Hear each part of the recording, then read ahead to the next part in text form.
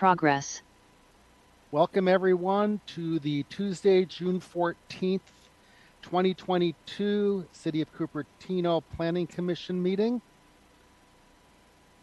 We're conducting this as a remote meeting due to COVID, and in the agenda, there's all the information on how to participate.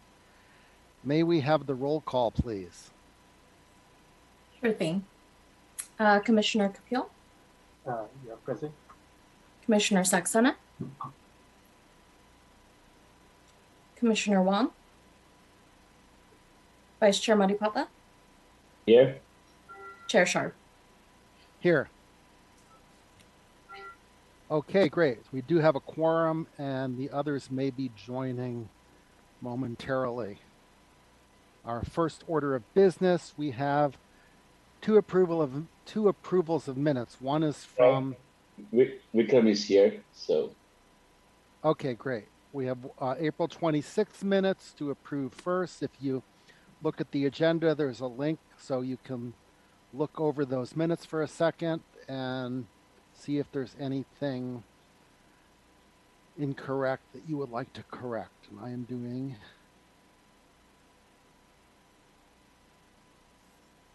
I have a question on these minutes. Certainly, go ahead. Where are the public comments or the suggestions captured? It's not in these minutes that I have checked. I can help answer that. Yeah, go ahead. Chair. It is the City Council's direction that the Planning Commission minutes be action minutes, and that's what these minutes reflect. The Planning Commission meetings are recorded and kept for 99 years. They are the public record for the meeting, and as a result, the Council's direction was to have action minutes for the Planning Commission.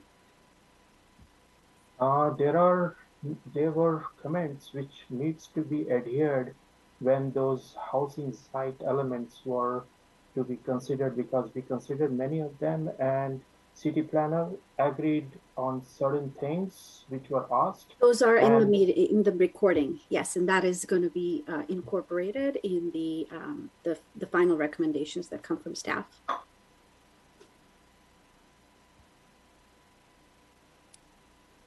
Okay, so we are not right. These are not detailed minutes that are a transcription of everything that was said in the meeting. For that, you do have to go and watch the recording, which, as was stated, it will be available for 99 years. Wow, I hope we're all around that long to go back and watch them.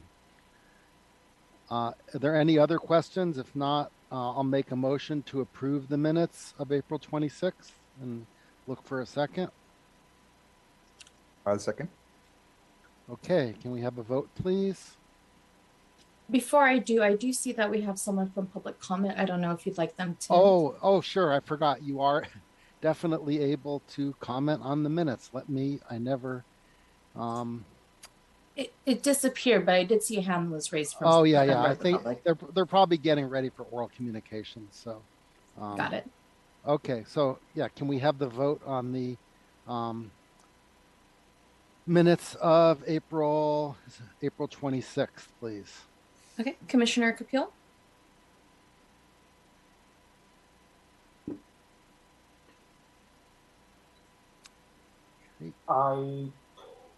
I kind of do not agree with this minutes, so I will say no.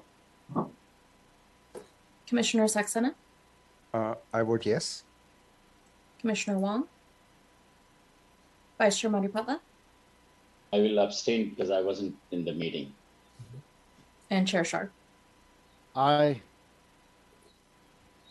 So I have two motions.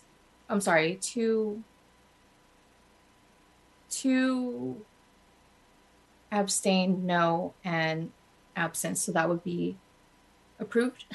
No, you have one abstention, one no, and two yeses. Yeah, two yeses. Yeah, I'm not eligible to vote because I didn't. Right. So, city attorney, how does that work? I don't even remember. It's just a majority of those present? Yeah. Hi, Chair Sharf. You're going to need a majority of those present to approve, and Okay. so we can defer to another meeting when Chair Wong is here and maybe be a third. Having said that, I do want to say generally it makes sense for commissioners who are actually present to attend a meeting to, approve a meeting or abstain, or reject as appropriate. Having said that, since meetings are recorded, it's also possible that commissioners who were unable to attend, to the extent they did watch and view the meeting on a recorded basis, certainly they would be entitled to be able to note the minutes and be able to approve those as well in that circumstance. Just moving forward, just let you know. I see. Oh, so Commissioner Matipatla, did you watch the recording of the meeting that you did not attend? No, I did not watch it fully. No. Okay, so maybe by next meeting you could watch that. Hopefully Commissioner Wong will be back by then as well. Okay. But that's a good point about watching meetings that you're unable to attend. I didn't think of that, but yeah, that makes sense. And I would, this is standard procedure for the Planning Commission. We don't do a transcribed minutes like they do for city council meetings.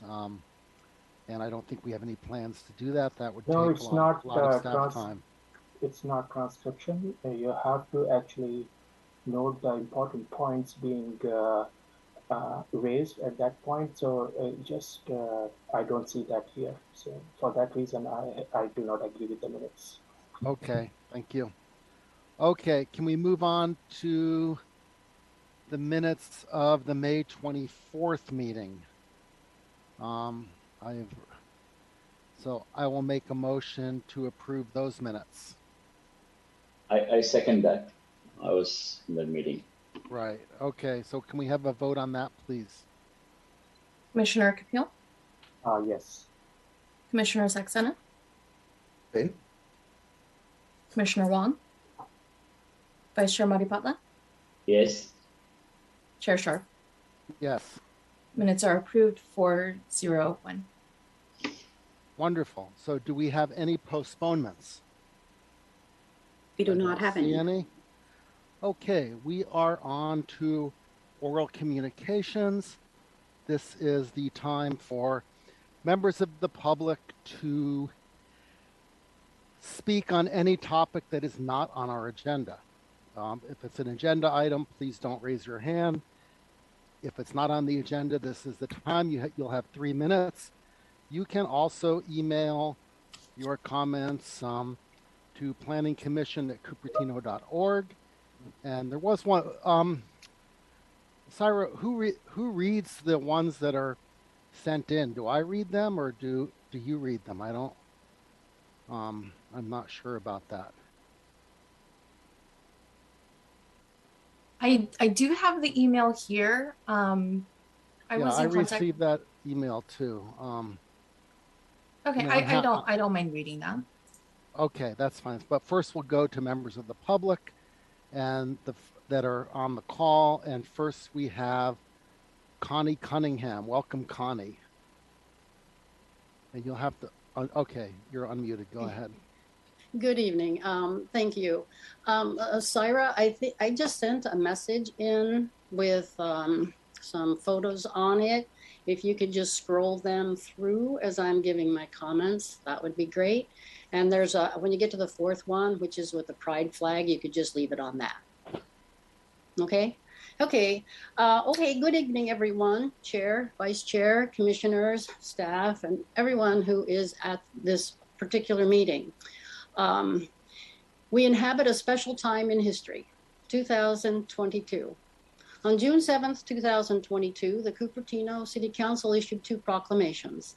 The one for LGBTQ Pride Month states in part, we in the city of Cupertino stand alongside the LGBTQ community and demand equal rights for all, promoting a world in which all people can live free from discrimination and violence.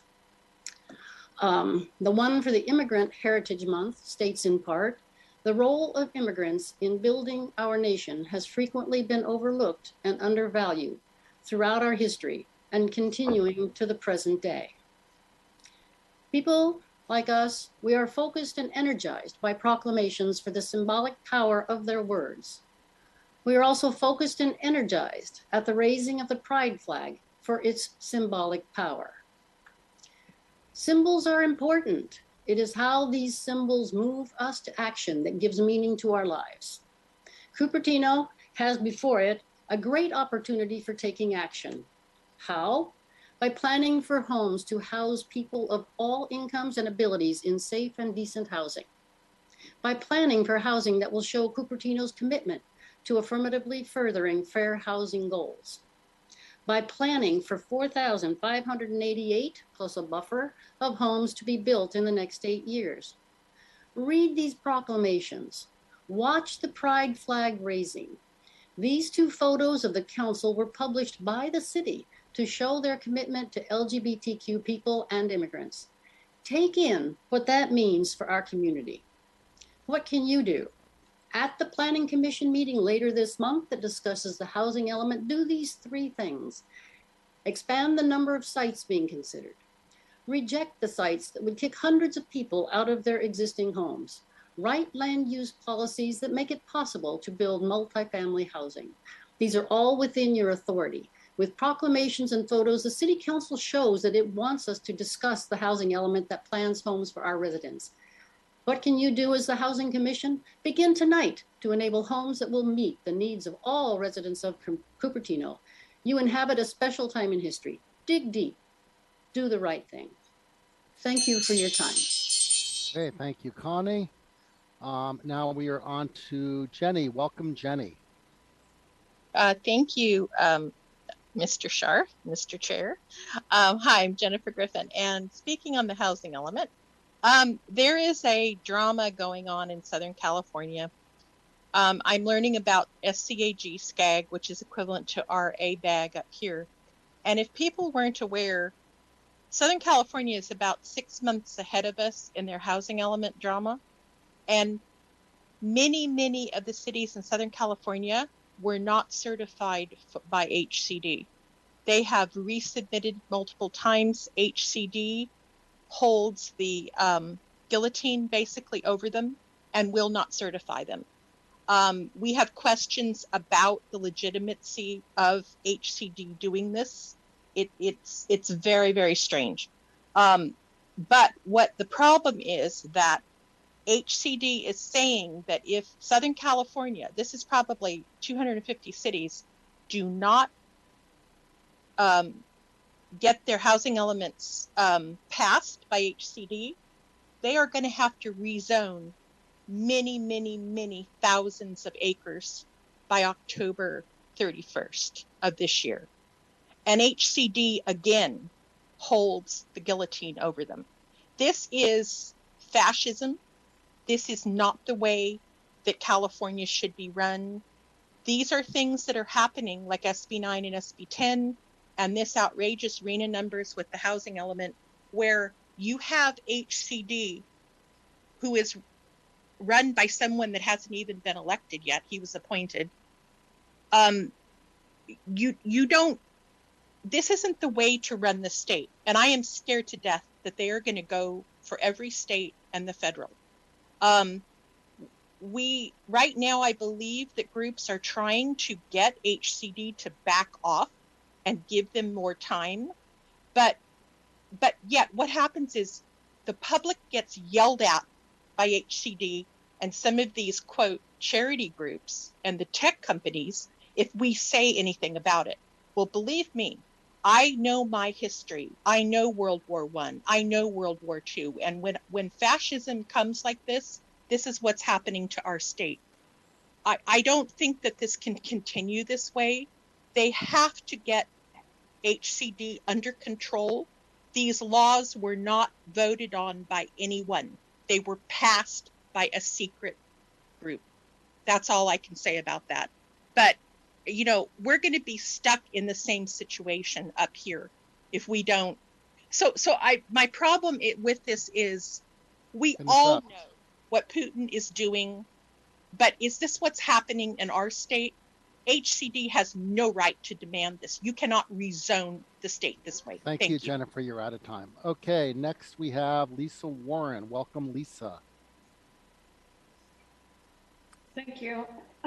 So just quickly, I have read a few comments that are publicly available, and I've been told about some others that, well, some are saying things are being managed improperly by our electeds and our appointed in the city. And I just would prefer that people stop the rhetoric about that, because honestly, I'm really grateful that there was a second housing element site selection discussion by the Planning Commission, regardless of who was able to attend and present, because some of these same people that are making nasty comments are also saying that there's not enough being done. So you got to do what you can do when you can do it. And I think that that is exactly what Planning Commission and staff did, regardless and not knowing whose idea it was, to hold that second discussion and giving also, mind you, the public one of the only chances to talk about site selection at this point. So I'm just putting that out there. So thank you for having that second discussion. And honestly, wish there would be more. There's also, well, no, that's it. Thank you. Okay, thank you, Lisa, for being brief. And I don't see any more members of the public wishing to speak on oral. Syra, I know that I received one submission to be read during oral. I don't know if there were others that I've missed in the last minute or so, but you may go ahead and read whatever was received.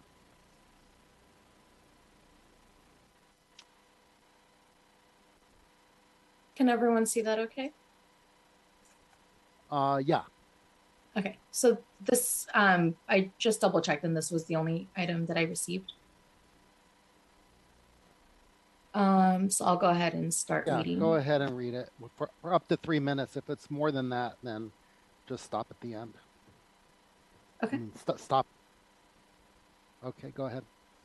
So it says, Dear Chair Sharp and Planning Commissioners, please ensure that Cupertino's housing element for the 6th cycle arena is put back on track. I have been watching the Planning Commission meetings and the Strategic Advisory Committee meetings on Zoom. The Planning Commission and the Strategic Advisory Committee have been working diligently to move the housing element forward. They are allowing for extensive public comment on both the site selection and on affirmatively furthering fair housing. I have been impressed with the diligence of the Planning Commission and the Strategic Advisory Committee in their efforts to ensure that Cupertino creates a compliant housing element. I also believe that the Cupertino Housing Commission should become more involved in the creation of the next housing element. Both the Planning Commission and the Strategic Advisory Committee are being stymied by the lack of diligence on the part of consulting firm EMC and the Planning Department. They are also being attacked by developer-funded and corporate-funded individuals and organizations. This must stop. Unfortunately, at the last Planning Commission meeting, Commissioner Ray Wong crossed the line of proper decorum in expressing his frustration at the housing element progress, but his diatribe was understandable given that so many members of the public have expressed similar frustration. The members of the Planning Commission are not paid for the enormous amount of time they voluntarily spend in service of Cupertino. Imagine their frustration when highly paid consultants and city staff members are not performing as the residents of Cupertino expect. I urge the city manager to take appropriate actions to get the housing element process back on track. The engaged members of the public are very concerned about the delays. If the city fails to complete a certified housing element by the state deadline, the consequences will be dire and the blame will rest squarely with EMC and the city's planning staff. Finally, I wish to commend both the City Council and the Planning Commission for their emphasis on trying to make as much of the new housing to be for sale housing. My family with 2 young children currently rents, but we are trying to purchase a home in Cupertino or within the Cupertino school district boundaries. Lakshmi Rajagopalan, 3-year Cupertino resident. Okay, thank you, Syra. Were there any other ones sent in? Not that I have seen. Okay, all right. So you can stop the screen sharing now, and I will go back to the agenda. Chair, Chair Shar. Yes. attorney has his hand raised. Oh, I'm sorry. I'm going back and forth between 2 screens. Okay. Sure. Go ahead, Assistant City Attorney Wu. Thank you, Chair Shar. So, upon further reflection, I believe actually a quorum for this 5-member commission is 3, and we have 4 members here, and by a 2-to-1 vote, 1 abstention on the minutes, I believe actually that's sufficient number to pass. And so let's go back there. I'd like to revisit. I apologize, but for efficiency purposes, I want to move that along so we don't have to revisit it at the next meeting. Yeah, that's what I had seemed to remember too from City Council, was that it really did pass it at 2-1-1. That's correct. I apologize again. Thank you. Okay, so do we have to go back and do anything there? We already did the vote, right? That's correct. So I think Sarah has it in the minutes. It passed by 2-1 with 1 abstention. That's an approval of the minutes. Okay, great. Thank you for clarifying that. Okay, we will move on. Written communications. We don't. There were. I think there were some other written communications, but those were not for oral, so those are available for the public to read. We don't have anything on consent calendar, and now we are on to public hearings. So, item 1: consider renewal of a conditional use permit for an existing mono-eucalyptus wireless communication facility, U 2011-10. Recommended action that the Planning Commission adopt the proposed draft resolution, find that the approval of the project is exempt from CEQA, and approve the use permit, U 2022-001. So we have the staff report. Thank you, Chair. Thank you, Chair. I would like to present. Can you hear me? Yeah, now we can. Sorry. Thank you, Chair. Good evening, Planning Commission. Let me start over. I would like to present Brianne Harkusha, Associate Planner, to present on this item and also the next one, just so we're. So, Brianne? Yes, good evening, Commissioners. One moment. I think I'm sharing my screen now. Okay. All right. Thank you, Pew. The project before you this evening is a use permit renewal for an existing mono-eucalyptus wireless communications facility, file number U-2022-001. The existing wireless facility is located in the common area of the Forum at Rancho Antonio, a retirement community at 23600 Via Esplendor. The subject site is bounded by the I-280 to the north and east, and the Forum at Rancho Antonio to the south and west. The existing wireless facility was originally approved in 2011 with a conditional use permit, architectural and site approval, and a tree removal permit allowing the development of a mono-eucalyptus with associated base equipment and 12 mounted panel antennas, and the removal of coastal redwoods. The original CUP approval in 2011 expired 10 years after the effective date of the permit on September 27th, 2021. And renewal of the permit is required per the conditions. Thus, the project before you this evening is a request for renewal of the 2011 permit. The existing wireless facility was approved with 12 antenna, and no changes are proposed to the facility beyond what exists today. The facility is well maintained and not very visible. An RF study was prepared by a professional RF engineer to evaluate the current operations of the facility and found that the project complies with the Federal Communications Commission's rules and regulations and is not detrimental to the public health, safety, or welfare. The wireless facility is located on a hill that has been landscaped to screen the existing satellite dishes. Due to the height of the existing vegetation, the lower portion of the mono-eucalyptus and the equipment enclosure is substantially screened from the public, as you can see from these photos on the slide. There are also a row of existing tall eucalyptus trees that aren't photoed here, but between the project site and I-280 that screen the wireless facility from the highway for highway vehicles and Los Altos residents. There are no changes proposed to the landscaping or the mono-eucalyptus at the site. Staff has conditioned the project to maintain the tree pole appearance and continue ongoing maintenance, which includes providing artificial branches to obscure the appearance of the panel antennas and any associated mounting framework that may be visible. Other items include panel antennas must be covered with leaf stalks to blend with the mottled foliage of the branches, and the colors of the mono eucalyptus shall be consistent. Prior to the Planning Commission meeting, 88 mailed notices were sent to owners within 300-foot radius of the site. A site sign was posted on the property and a legal ad in the paper. No comments were received.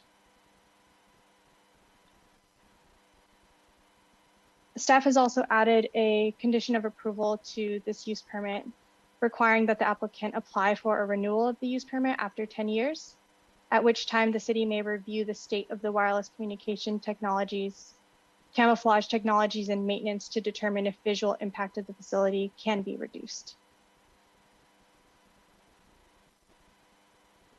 The renewal of the use permit does not propose physical alterations to the existing mono eucalyptus and is found to be appropriately screened from the public. Staff therefore recommends that the Planning Commission adopt the proposed draft resolution, find that the proposed actions are exempt from CEQA, and approve use permit U-2022-001. This concludes staff's presentation. Staff is available to answer any questions. And the applicant is also here this evening and available to answer any questions. Okay, very good. Thank you. Let me see if any members of the public. I don't see any hands raised. So anyone wishing to comment on this item, raise your hand. I don't see anyone. So we'll go back to the Planning Commission. I see 2 hands raised so far. Go ahead, Commissioner Matipatla. Okay, this is to staff, right? So if it's an existing tower lease renewal, why is the distance to the nearest resident changing from 123 feet to 75 feet? Are you referring to the staff report? Yeah, the staff report I noticed, the what was the last time when we approved, the nearest house was like, 123 feet. Now we are saying, 75. So I'm wondering, why that change? The 75 is a reference to the allowable.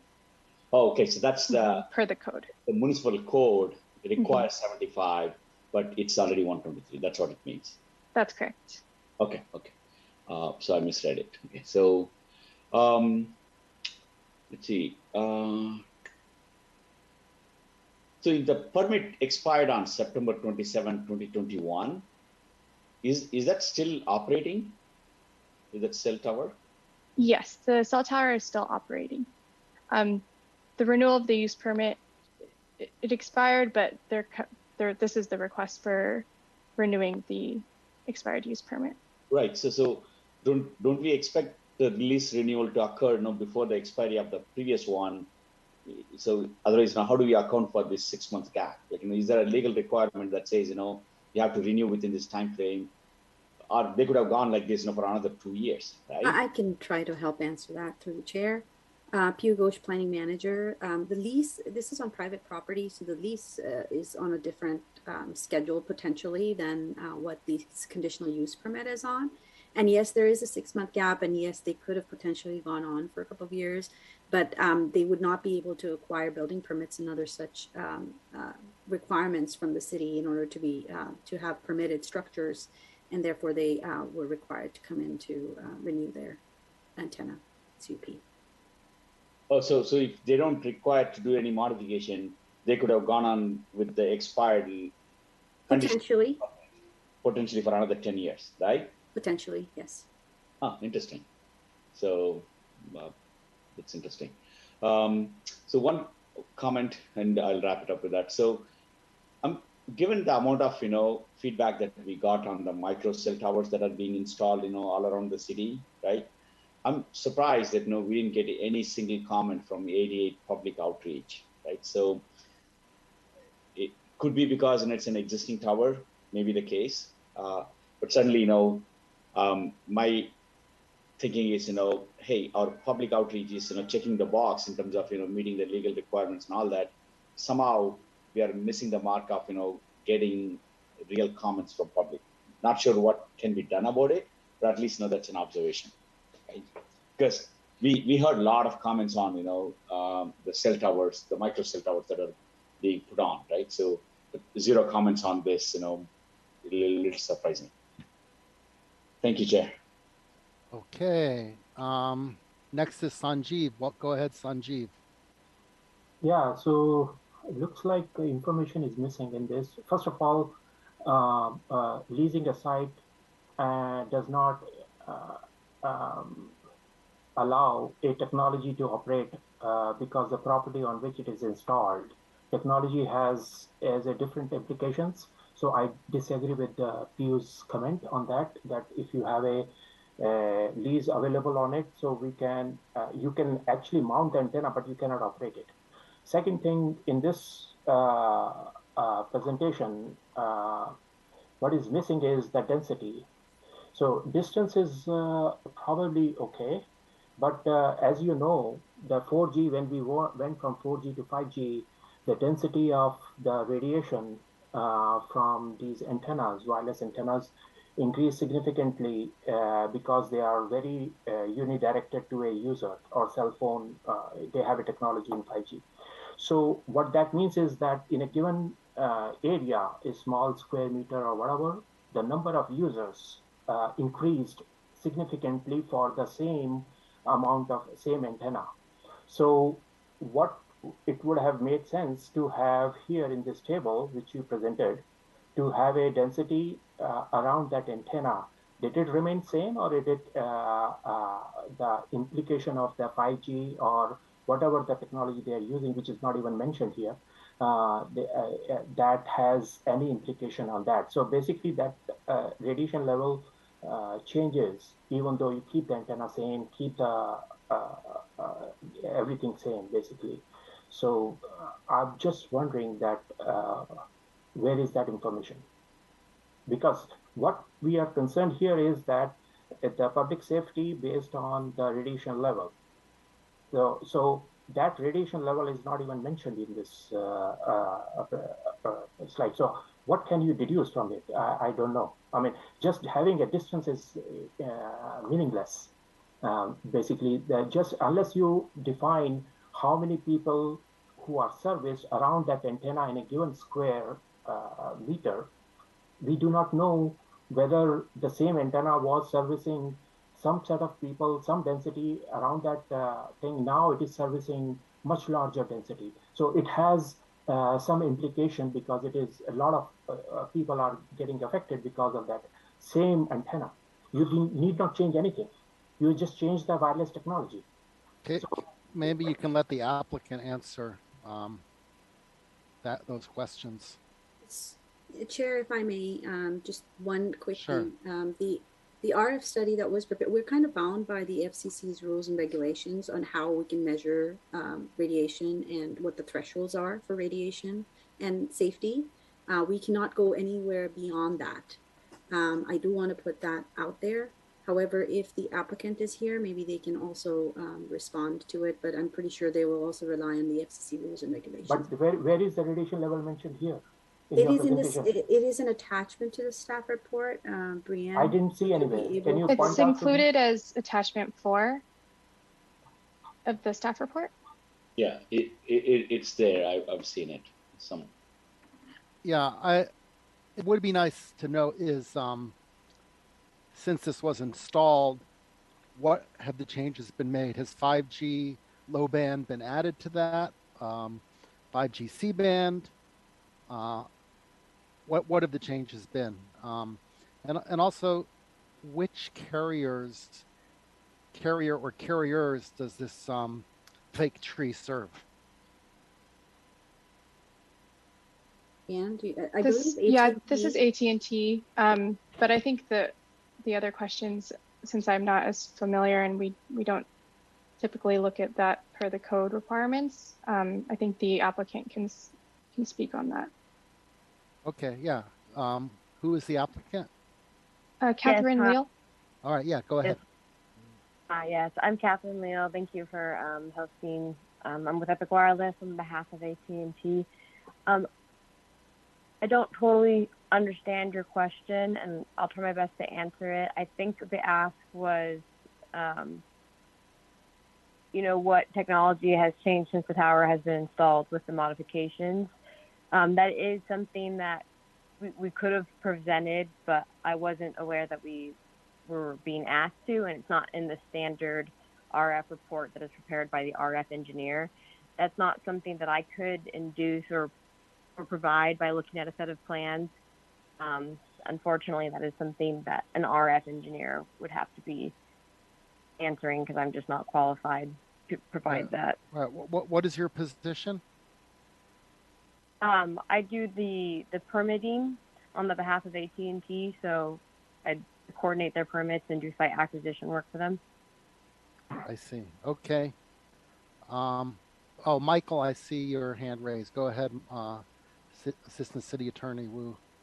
Thank you, Chair Sharf.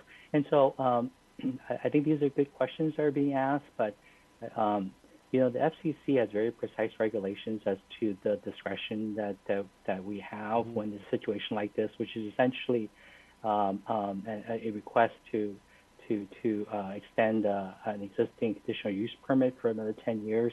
And to the extent that the applicant has submitted the appropriate RF study, which, that's a factual matter, it appears they did so, and there's an attachment.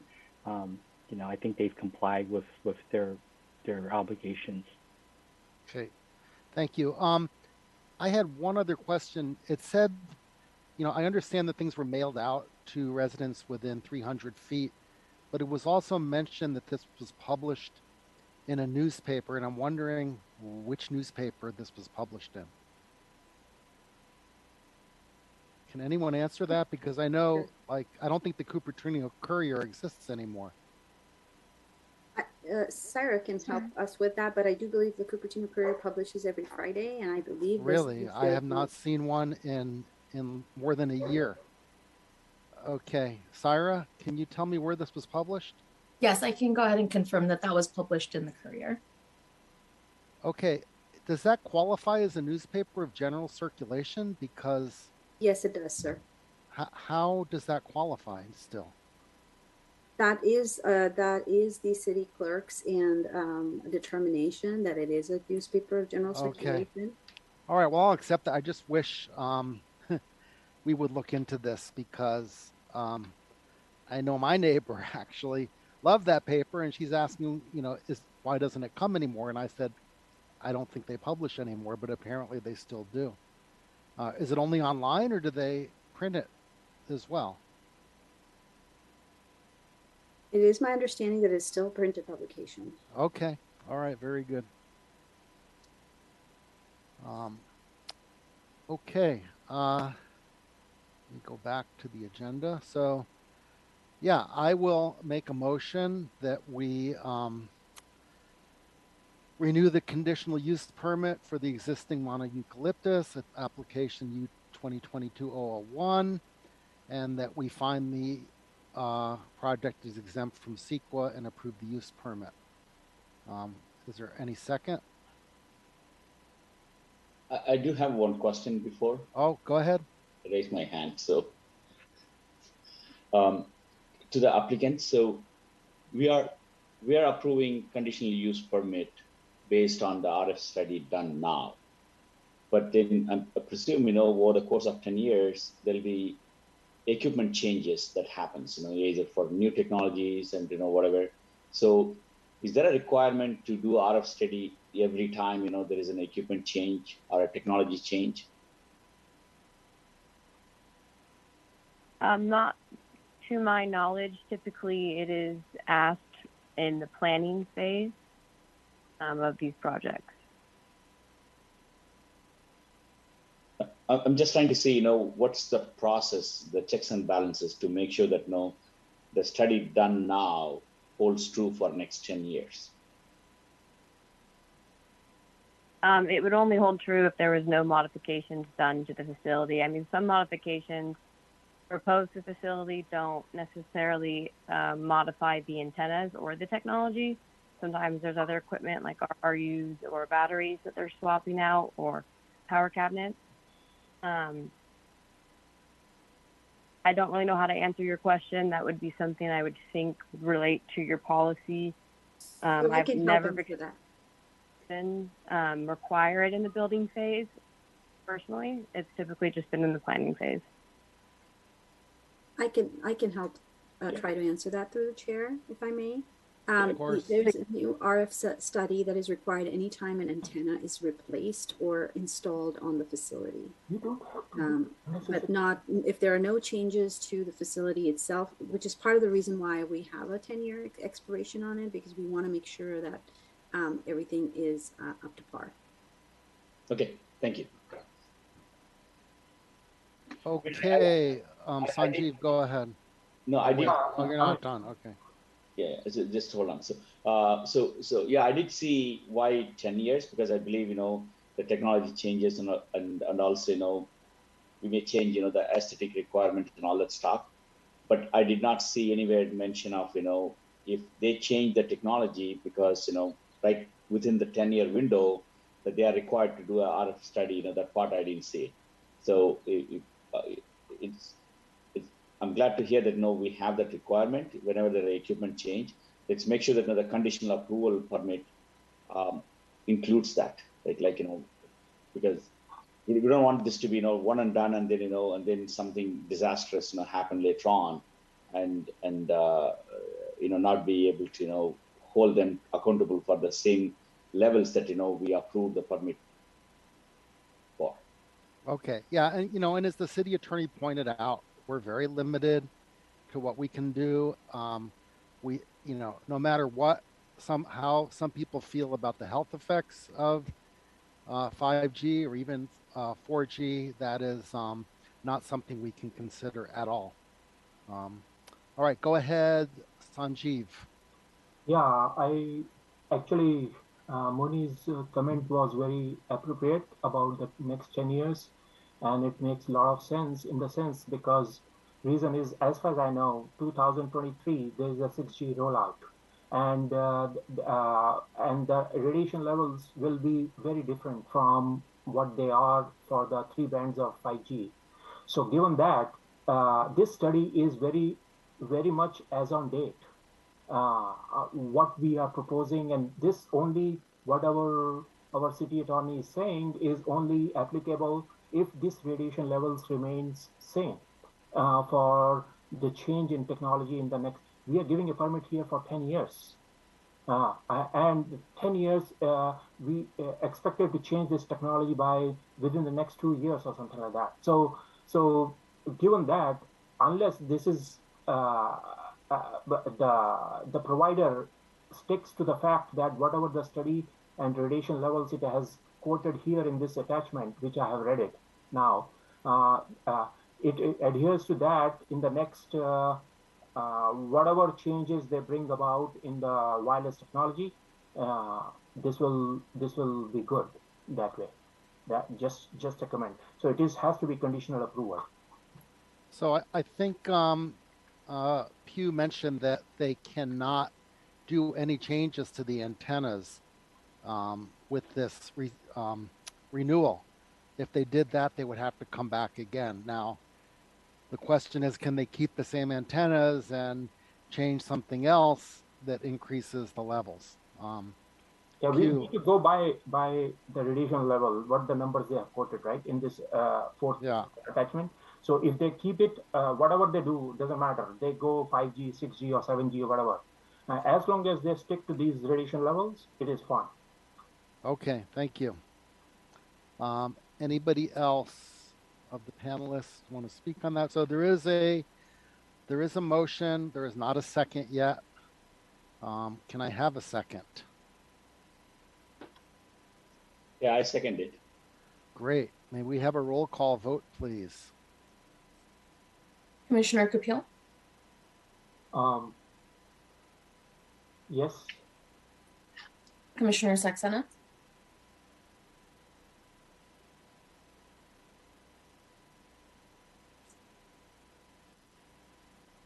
Yes. Thank you. Commissioner Wong, Vice Chair Maripatla, Yes. Chair Sharp. Yes. Motion passes 401. Okay, now we are on to another conditional use permit for an existing monopine wireless communication facility, U 2011-02. This is for 22475 Rancho Deep Cliff Drive, assessor parcel number 35602-999. May we have the staff report on this one, please? Yes, sir. Brianne Harkusha will be presenting on this again. And I did want to point out that there was an email received for item number 4, which was in support of this particular application. It has been emailed to you. Yes, I saw that. Is that the one from Chuck Killian? Charles Killian? I'm sorry, I did not notice the name. It's fine, whatever. Yes, it's from, actually there's one from Mr. Mahoney, and there was one earlier from another person. Yeah, so the one from Mahoney is for the one that we just passed.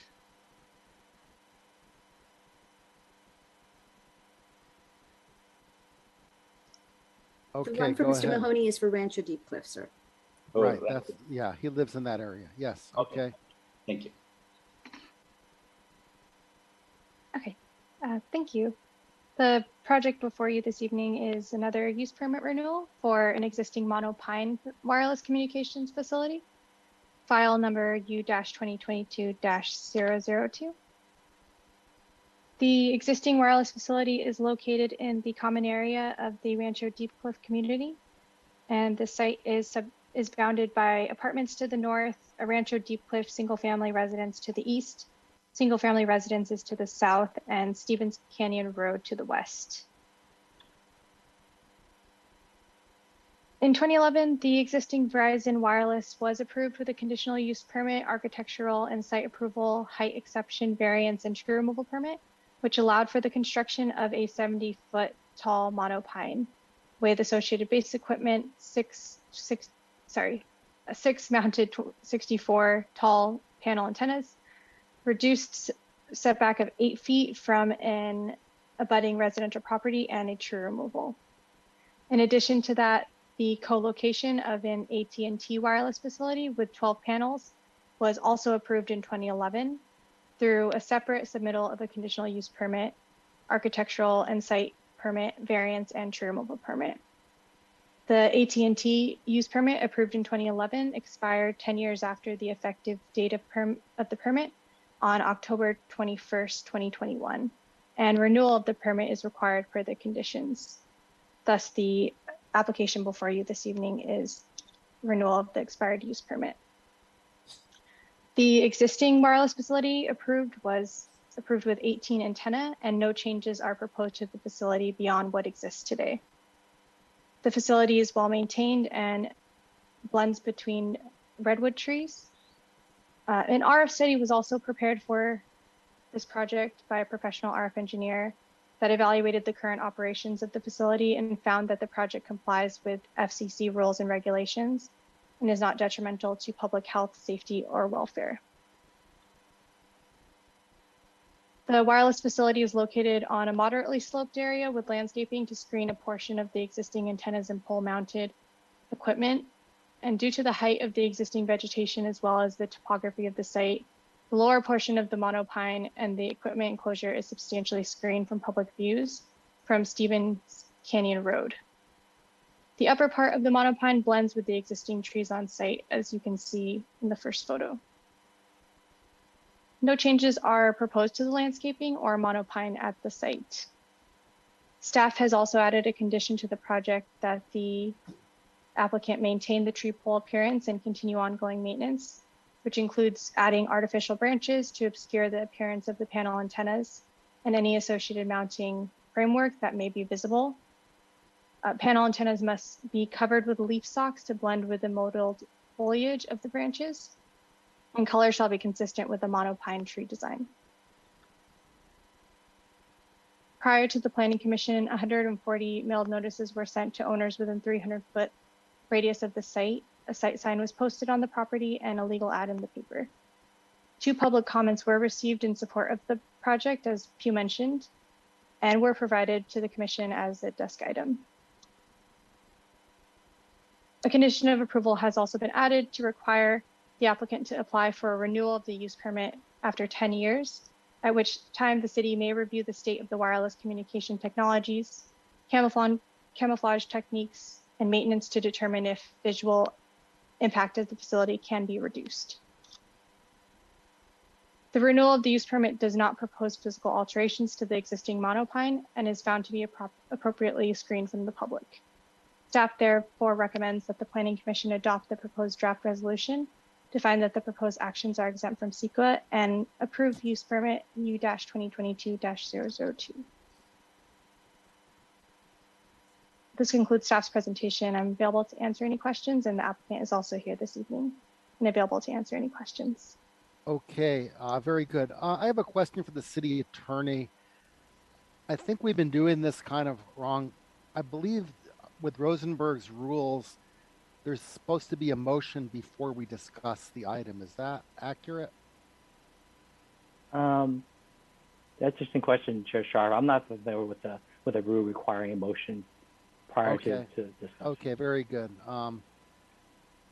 We'll go to members of the public first. I don't see anyone with their hand raised. Now we will go to Commissioner Matipatla. Go ahead, Mooney. Okay, so a couple of questions to the staff, right? So I know this is a existing 10-year lease that's being asked to be renewed, but I'm just curious. Last time when it was approved, looks like there are a couple of exceptions made. For example, the height is allowed is 55 feet, but we seem to have approved 70 feet height, and similarly, the distance to the nearest residential unit is 75 feet is the requirement, but then we are saying there is a residential unit within 8 feet. I'm just curious, how any insights on that? Like, what did we make those exceptions? I can try to help answer those. That was the applicant's request at that time. The Planning Commission reviewed those requests and did approve them.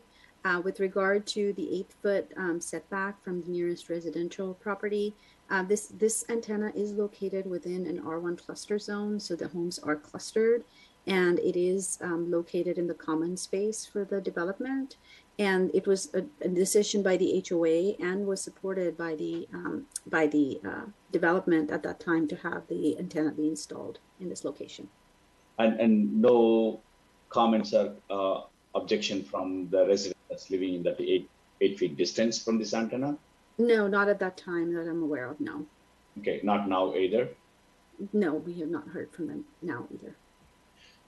So one more question. So I read in the staff report, this was initially started as Verizon tower, and then AT&T got added and all that stuff. So is this tower serving both carriers or only AT&T? It's currently serving both carriers, Verizon and AT&T, but the renewal request is only for AT&T. That's why I'm asking that question, because it seems like it serves both, but the renewal request and the AT&T, all the documentation, I saw only AT&T. So what does this mean to Verizon use? Verizon will be required to apply for a renewal as well. We are reaching out to them directly to remind them of their expiration of their use permit. Okay, but then they'll continue to operate, with the expired permit, until they come back and renew, as we talked earlier. Correct. Yes, that's correct. Okay, thank you. You explain again how they're able to operate with expired permits. they just keep the power on, sir. That's the very Well, yes, honest I know. answer on it. Thank But, you. but at the end of the day, I guess it does serve a public purpose. The facility does. There is no cell coverage in that area. Of course, the city could take the position that we could do code enforcement on them. At this point, we're just trying to play nice and remind them of their obligations to renew their permit. There's certainly fines and other things that we can resort to. But No. I mean, yeah. why weren't they informed 6 months before the expiration? Hey, please renew instead of 6 months after. Right. So it is a function of staffing and the abilities of our system to track these things.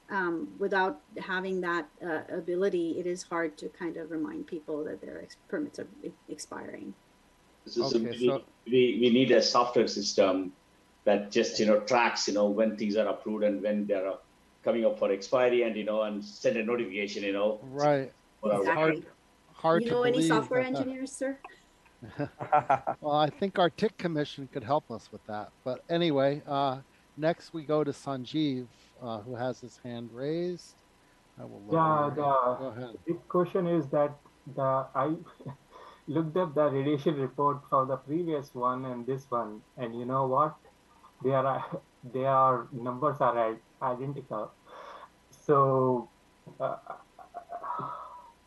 I don't know what to say to this. Basically, second thing is looks like the numbers are up. I presume are quoted for AT&T, and the same tower is using Verizon. So the radiation level cannot be is probably quoted for the antennas which belongs to AT&T. I mean, from a perspective of a resident, I don't care. It is coming from AT&T antenna plate or it is coming from Verizon plate. For me, it is a combination of cumulative exposure. So who will answer this? No, I don't think you can go out there with the measurement and measure only one No. What I'm saying carrier is when both are on. that the appendix A of the fourth, uh, if you go and look at the ERP, basically the exposure radiation, you will see that those numbers are ditto same with the previous three. We just passed that one, right? Now, in addition to this antennas, we also have a Verizon, right? So how can? So I don't know. I mean,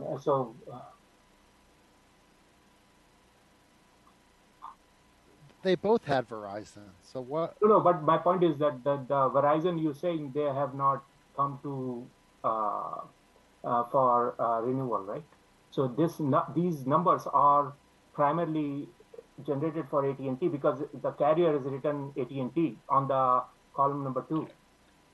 So there is no Verizon here. So, but as far as I'm concerned, if antenna is there and it has a panel for both AT&T and Verizon, I'm receiving radiations from both.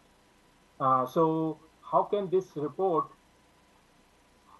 be? So I can try to help answer that. Actually, there is a statement in the report. I just found that statement. It says, the maximum predicted power density level resulting from all AT&T mobility operations is 50.27% of the FCC's limits.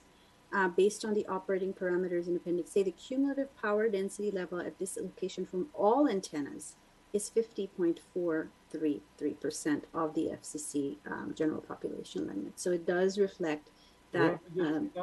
This is on page... see, page 3 of 6 at the bottom.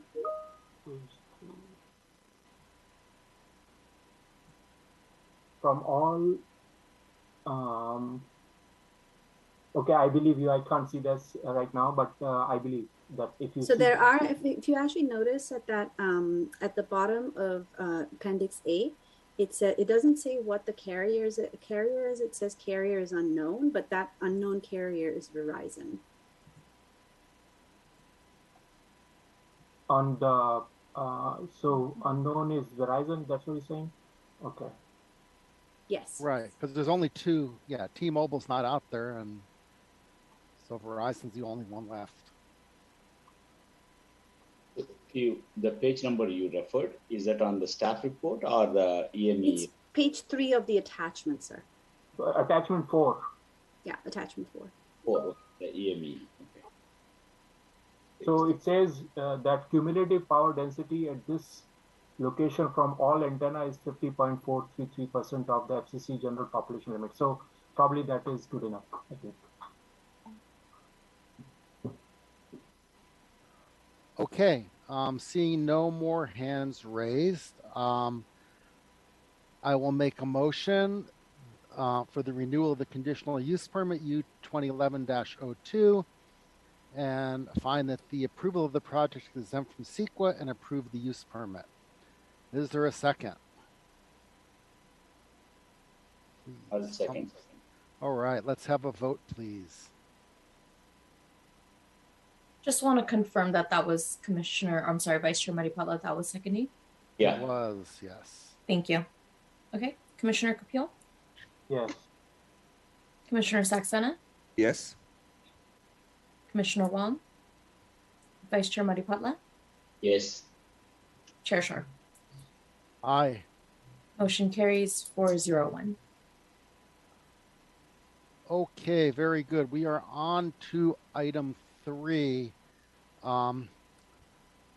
This is to consider an appeal of Community Development Director's approval of a 2-story permit to consider the construction of a new 3,233 square foot, 2-story single-family residence and attached 797 square foot ADU. Application R 2021-023. The applicant is Kyle Chan, property owner Dung En Do and Wen Su. Now the appellant is Sanjeev and Deepika Kapil. Sanjeev Kapil is a planning commissioner, and hence he recusing myself. And I will move you. Let me go. I need to move you from a panelist over to Chair Sharp, I think the Assistant City Attorney has something to add. Okay, sure. Go ahead, Attorney Wu. Thank you, Chair Sharp. In the normal circumstance, we would move Commissioner Kapil into as an attendee, and that's because of the fact that he's an appellant, and I think that's the most equitable all around. Of course, he has all rights to present his appeal, and the reason why we want to move into attendee status is that we want to separate, and just so the public knows, as well as the commissioners, that we have to separate Commissioner Kapil's roles as a commissioner versus his rights as an appellant, and that made it clearer. We moved into attendee. However, I note that the homeowners are here as panelists, and unless we move all parties over, I think it's appropriate to allow Commissioner Kapil to attend here, but to everyone to note that he's not attending as a commissioner, but solely in his private capacity as the appellant. And so I propose that we allow the staff presentation, we take public comment, and then we allow the homeowner to present to make to whatever presentation they want, or allow the appellant to make their presentation, and then the homeowners to respond, and then perhaps at that point to move them both into attendee status while the commissioners deliberate. Okay, fair enough. Yeah. So we will not move you to an attendee. That is true. The homeowners are there as panelists, I presume, so they can present. Okay, so we will go to the staff report. Go ahead, whoever's presenting that. Yes, hi, thank you again. This is the Brianne show tonight, so I will turn it back over to Brianne Harkusha, Associate Planner. Thank you, Pew. Good evening, members of the Commission. Brianne Harkusha, Associate Planner. The project before you this evening is an appeal of the Director of Community Development's decision approving a two-story permit, file number R-2021-023. The project is located at 6522 Clifford Drive in the South Blaney neighborhood. The site is zoned as single-family residential R16 and surrounded by other R16 zoned properties with a mix of single-story and two-story homes. The project proposes a two-story permit to allow for a new 3,233 square foot two-story home with a 797 square foot attached ADU. The single-family residential ordinance requires both permit types to undergo administrative review, with the decision made by the Director of Community Development. The code also requires any appeals for these projects to be heard by the Planning Commission, followed by City Council. For context, I'll provide a brief overview of the project timeline with more details available in the staff report. On August 12, 2021, the applicant submitted an application for a proposed two-story residence with attached ADU. Staff conducted a review of the proposed project and found it to be complete on December 2nd, 2021. The required two-week public comment period took place on December 9, 2021 through January 3rd, 2022. We received comments from one property owner at this time.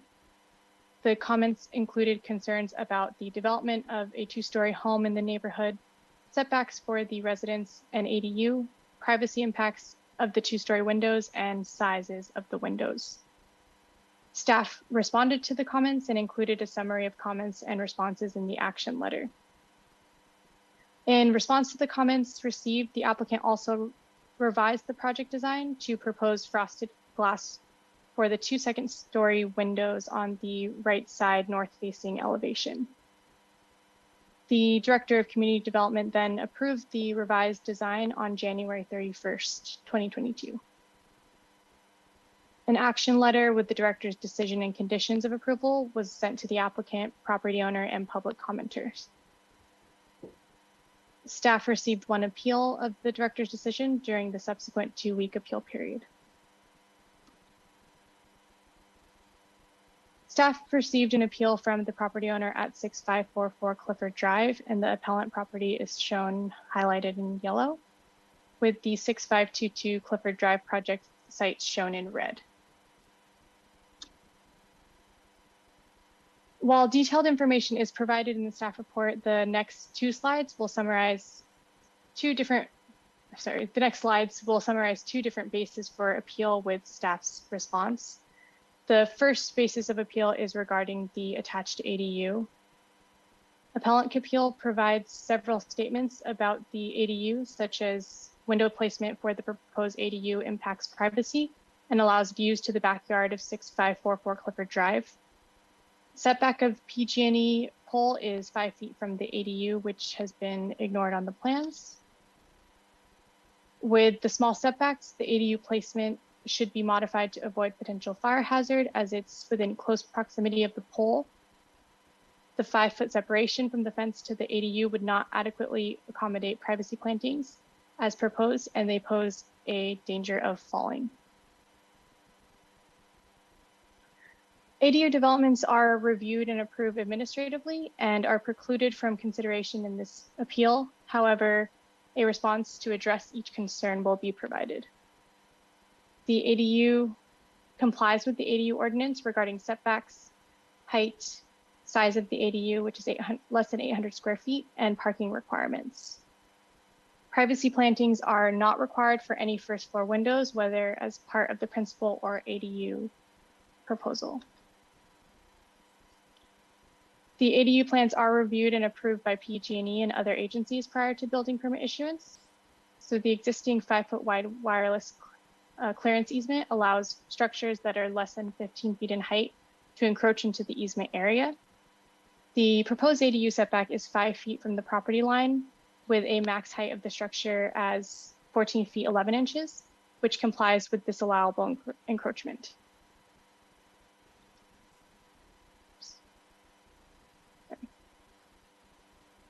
Second point, the Setbacks for the ADU can be no more than 4 feet from the property lines. However, the project proposes a 5-foot setback. Landscape plans include privacy plantings between the proposed ADU and fence that were reviewed and proposed by a licensed landscape professional.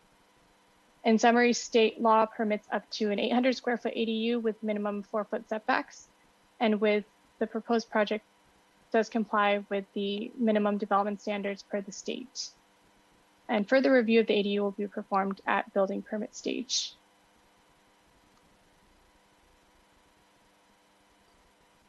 The second basis for appeal is the potential privacy impacts from the second-story windows of the primary dwelling. The appellant points out that the 3 second-story windows on the rear south-facing elevation directly view into 2 neighbors' backyards and also violate the minimum 5-foot window sill height. And the 2 windows on the right side north-facing elevation view into bathrooms and although they're frosted, they need to be non-operable. The R1 ordinance implements regulations such as building envelope, building setbacks, and height limitations to ensure the provision of light, air, and a reasonable level of privacy to residents. Per the R1 ordinance, a reasonable level of privacy is afforded to neighbors rather than complete privacy. And as a result, the objective privacy protection planting is to provide substantial, not complete screening within 3 years of planting to mitigate second-story window privacy impacts. The applicant proposes to plant 5 Laurus nobilis, one of the city's approved privacy planting species, along the rear property line to provide screening along the rear property and provide it for a very small portion of the appellant's rear yard. The proposed screening plants are only required for windows with a sill height below 5 feet along the rear southern property line. And the project complies with the privacy screening requirements by providing screening plantings for the second-story windows that are viewed into the rear and side yard properties. As a note, the code does not require privacy plantings for the first floor. Privacy plantings are considered protected trees and shall be protected and maintained by recorded covenant against the property. These trees will not be permitted to be removed without obtaining a tree removal permit and providing replacement plantings. As shown here, the right side north-facing elevation proposes 2 frosted glass operable windows with a sill height of 6 feet. The proposed windows do not meet the criteria for requiring privacy planting per the code. In order to thoroughly discuss the appellant's privacy concerns, staff discussed alternative window designs with the applicant. And if the commission does desire to add as a condition, the applicant is agreeable to replace these windows with ones that only open along the top edge of the windowsill, while the bottom would be hinged. This hinging would allow for the airflow and remain operable, but limited to a hinge design window. Prior to this meeting, 9 mail notices were mailed to the adjacent property owners. A site sign was posted on site and a legal ad in the newspaper. No public comments were received at this time. Staff and the Director of Community Development have found the project to comply with all R1 ordinance requirements. Furthermore, the applicant revised the right side elevation to reflect concerns from the appellant and is also agreeable to mitigate further by proposing a hinged window design. Staff therefore recommends that the Planning Commission adopt the proposed draft resolution to find that the proposed actions are exempt from CEQA and deny the appeal and uphold the Director's decision approving R-2021-023. Staff's available to answer any questions, and we also have the appellant as well as the applicant and property owner who are all prepared to make a short presentation. Very good. Yeah, let's have those presentations before we go to members of the public, because that may cause more questions to be raised. So why don't we let the property owner go first? What's the proper order, Michael? Is it for the property owner to go first, the appellant to go first? Either order is appropriate, Chair. Okay, so why don't we let the property owner go first, and then the appellant can respond. So welcome. Let's see, do I need to unmute you, or I don't think so. Who is going to speak, Doug? Hello, my name is Kyle Chen. Kyle, okay. Yes, right. hello. I am the applicant and the architect of the project. So Okay. I will be speaking on behalf of the property owner. Oh, can you adjust your camera a little bit to put yourself in the center of the... Okay. Yeah, that's a little better. Okay, go ahead. Okay, all right. Otherwise, we're just seeing part of your head. Sure, okay. No problem. And let me share my screen. Okay, give me 1 second. Okay.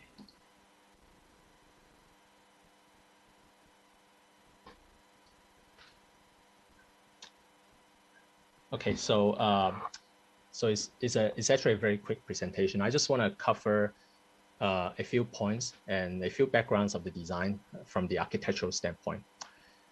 Now, from the planning requirement standpoint, we are originally allowed to have a 66% of first to second floor ratio, which is about 1,250 square feet.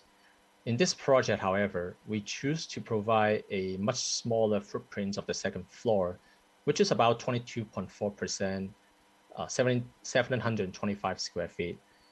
With this small second floor area, there is only one loft and one bedroom, and the size provides us opportunities to reduce privacy issues. Now in Cupertino, the second floor can be actually located closer to the back. But in this case, we propose to have a 46-foot 6 inches setback from the rear property line. So the second floor is set to be away from the next door neighbor and the back neighbor as much as possible and make it closer to the street corner. So my presentation will primarily be focused on one of the appeal item, which is the 2 windows facing the south, because those other items I know that Brianne's presentation already addressed. So I just want to cover a little bit more in this. Now, so in this picture, you see that the view 1 is a view from the loft, and then view 2 is the view from the bedroom. Now, this is a computer-generated 3D model, and I set the view of the loft window looking directly to the back. And then on the left side is Estate Drive, so which is basically a public street. The view is an eye level elevation at around 5 foot 6 inches. So in here you can see clearly that the first floor ADU ridge is blocking most of the views to any of the neighbors, in addition to the required privacy trees. Now this is a view that is tilted towards the next door neighbor. And you see that the ridge is still cover majority of the backyard, and that is the ridge of the neighbor's house. Now this is another view from the bedroom, which is even further away from our neighbors. This is the view from the bedroom windows, and again, this is looking straight directly to the south. You see that we capture the view of Estate Drive as well as part of our backyard space. And this is the ADU windows and also the ADU bedroom windows. And then this is the views that is turned towards the southwest, and the entire ridge basically cover our neighbors. So yeah, so that is it. And yeah, that's all I want to say. And thank you very much. And I hope you will consider our project. Okay, thank you. Now we can go to the appellant. Welcome, Sanjeev.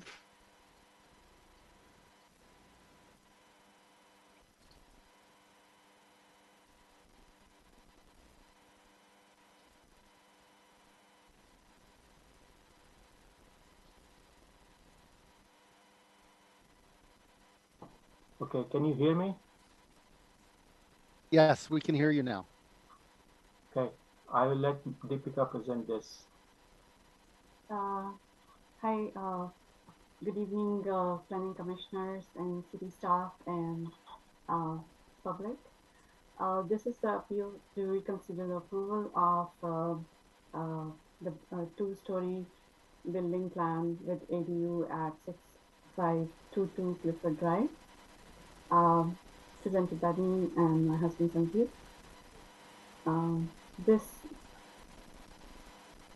This is the picture that I just wanted to present, earlier presented by Brianna as well, that this is our South Laney neighborhood near Wilson Park. And the properties in question are 6522, where the proposed building plan is proposed for two-story. And 6544 is our current, we are residing here. The edges that are in question are the common shared north elevation that is being called north elevation in the plans for 6522, and the south elevation towards the rear, which is the rear yard, towards the rear yard. The streets are the Clifford Drive on the east side and then East Estates Drive on the other side. So this is the front view of our home, which is 6544 Clifford Drive, and the symmetry of the houses in height and elevations around our neighborhood. This is the current 6522 Clifford Drive front, adjoining our home, 6544, single-story buildings. Our next-door neighbors on the right side, 6566 and the 858 Brent Drive. All of them are single-story buildings. I'm going to present our major concerns after really looking into all the plans. Our major concerns are like categorized in four categories. First is the scale of construction, and I'll go over some of the pictorials to present our case. And the first is like the scale of construction, which is like current state. In the current state, the house is construction area is covered area, excluding the garage, is 1,080 square feet. And what is being proposed is like 3.3x, which is like 3,589 square feet, including the ADU, and including the garage, it is like 4,030 square feet. So by itself, it is like a massive design in our neighborhood, which I looked up.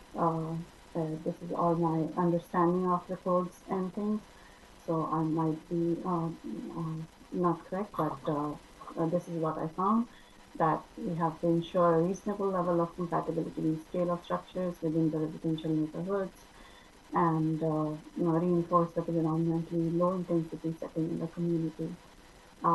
This is the Cupertino Municipal Code I have listed here, and specifically for the two-story building guidelines, the mass and bulk of the design should be reasonably compatible with the neighborhood. So this is our first concern. The second concern that Brianna also mentioned is that the proximity of the ADU to the electric pole that stands in our backyard.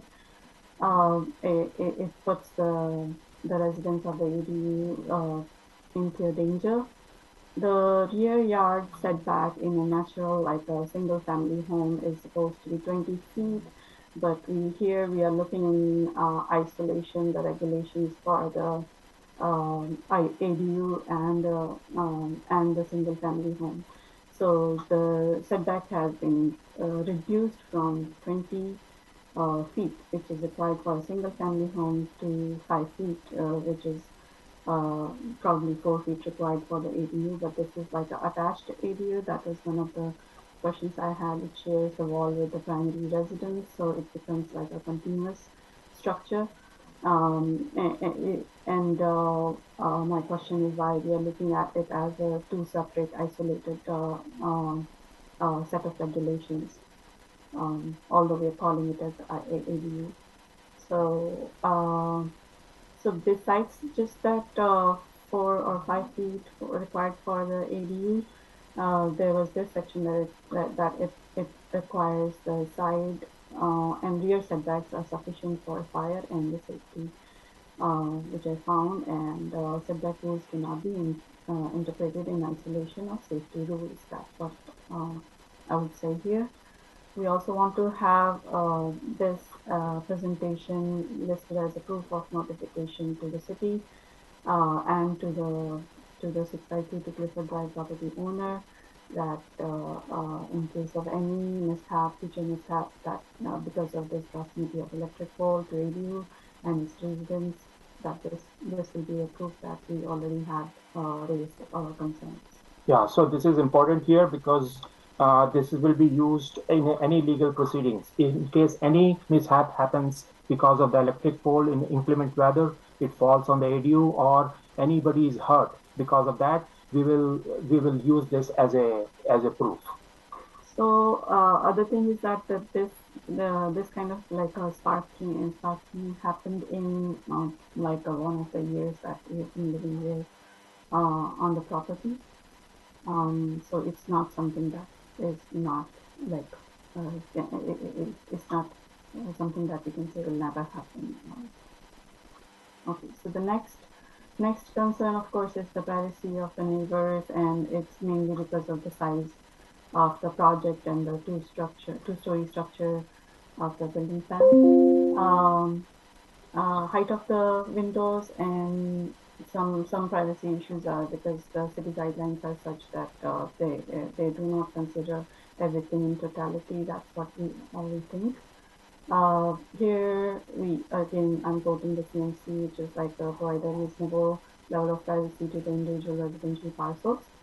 The other concern, the last concern that we found is the health and safety hazard, which is because this is my understanding completely from the architectural pictures that were sent to us, that it seems like the drainage and the sewer line in the proposed building is being rerouted along the side yard, which is like shared between us and the property with our bedrooms and bathrooms, and there will be like a sewer gas smell outside our home next to our bedrooms. And in case of any partial sewer damage to the sewer line at any point, it will become a health hazard as well. Other concern was like the ADU entries from the side yard, which could easily be have been from the East Estates Drive, but it is from our side, like the side yard, which is adjacent to our property, and that's going to add the foot traffic and nuisance closer to our bedrooms. Another one is ADU kitchen bathroom windows are also towards our side yard facing the backyard, and we feel that is invasion of privacy and a good fire hazard, as I'll present in a few more slides. Privacy trees are proposed in the 5 feet clear setback from ADU to fence, and that will be like those trees will be even further closer to the electric pole, as we'll see in this picture. So the concern one is the scale of the construction. I just wanted to present this picture taken from the Google Maps, and we're overlaying the constructed area in our neighborhood in square footage taken from Zillow. As you can see, that the property in question here has the current size mentioned is 1080 and proposed is 3589, including the ADU. Most of the houses here are less than 2,500 square feet, and mostly they are single story. None of the houses that I have quoted here are like greater than 3,000 square feet. For this picture, you can see all the numbers here. So this is really massive construction that's we are doing, like we are having in like in hiding in terms of like a 797 ADU sites. Okay. So this is just the numbers that I consider the 76 houses around in the neighborhood, out of which like 59 were less than 2,000 square feet and so on. So that gives me like a 93% houses are less than 2,500 square feet, and none of the houses 3,000 square feet, greater than 2,000 square feet. And most of them are single story homes. Second hazard is like the fire and the safety hazard.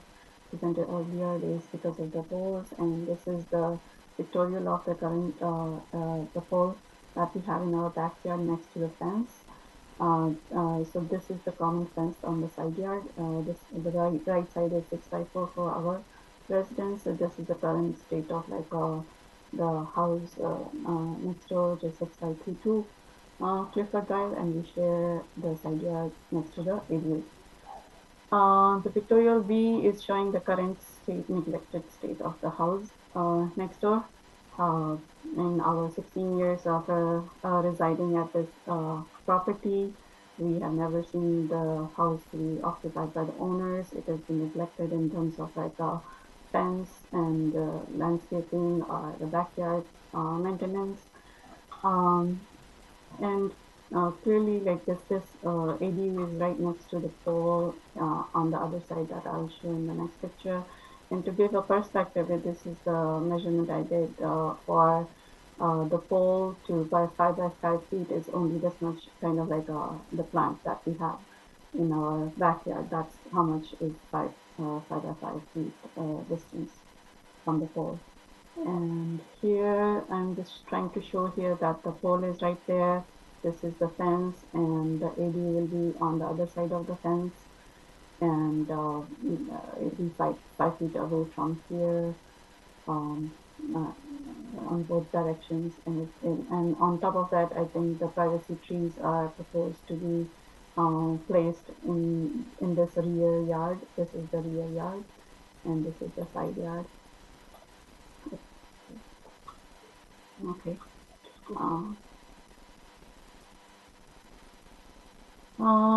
Third concern is the privacy of neighbors. I'll let Sanjeev present this one.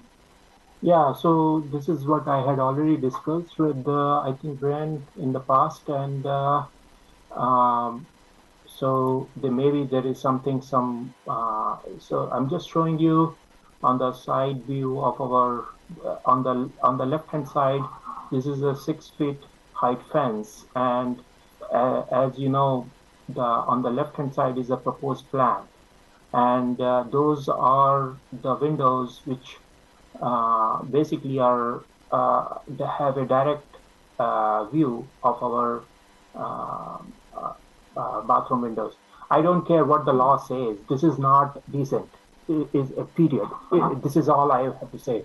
So if law is not preventing such a thing, law is, in our opinion, is kind of needs to be amended.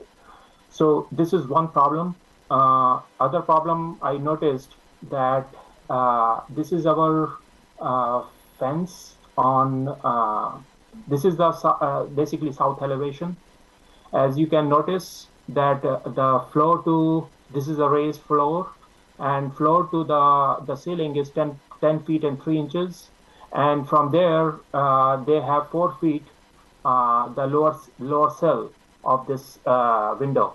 And if you take this becomes a 14 feet 3 inches from the floor. 6 feet is the height of this this fence. So it is a clear code violation. Basically, the code says clearly that there has to be 5 feet from the second floor. So base. So it has to be at least 1 feet higher from the floor. So which is, and may make some difference or may not, but this is what it comes down to. So I'm not speaking on the property on the back side of the things, because that is the concern of that property owner. But it is, as you can clearly see, that it has a clear view of their house from here, and there is only 5 feet provision provided from the ADU, and so what kind of plantation they can do, and what the trunk diameter would be, it's anybody's guess. For a height of 14 feet, 42 or somewhere close to that height, the tree has to grow. It will also grow in the diameter of the trunk. It cannot grow just a small trunk and it will go to that height. So the diameter has to fit in the 5 feet. So the diameter has to fit into that 5 feet, whatever is provided there. This is not my concern, but this is a violation, period. It is not in the code. This is the windows provided on the east side, and they are 3 feet 6 inches from the second floor, and this is 4 feet 6 inches height. So, but this is not a privacy issue for me. It is probably overlooking it is just a code thing. Just thinking about it, basically, I personally think that there are innumerous number of solutions available to avoid such things. You have to just Google it and go to the images, and you will see hundreds and hundreds of solutions available in the market to take care of such a thing. And these are some of the examples. I've just posted it here. These are the buildings where they have posted, the angled windows, and they can basically block the view of a particular direction or mitigate it to a large extent. Okay. And that's all. Yeah. Go ahead. So the last concern is the health safety concern, and although not as good as in drawing, but here I just wanted to present a little bit better picture of the ADU. This section on the left side is ADU. We actually have marked, and this is our backyard on the right side. With the electric pole in our backyard marked as the blue here.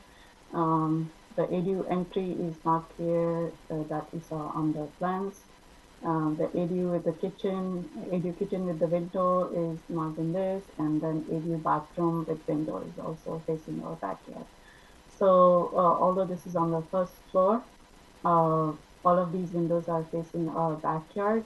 Another thing that was noted was that the drainage and the sewer line is running, has been rerouted from the east estate sides to the our side yard, and that runs parallel, that runs very close to our bathrooms and bedrooms, which is definitely a health hazard. So I have listed the issues here, that the kitchen and bathroom kind of being too close to our backyard is not a very nice thing to have with all the noise and nuisance and the foot traffic that we might experience with the ADU entry here.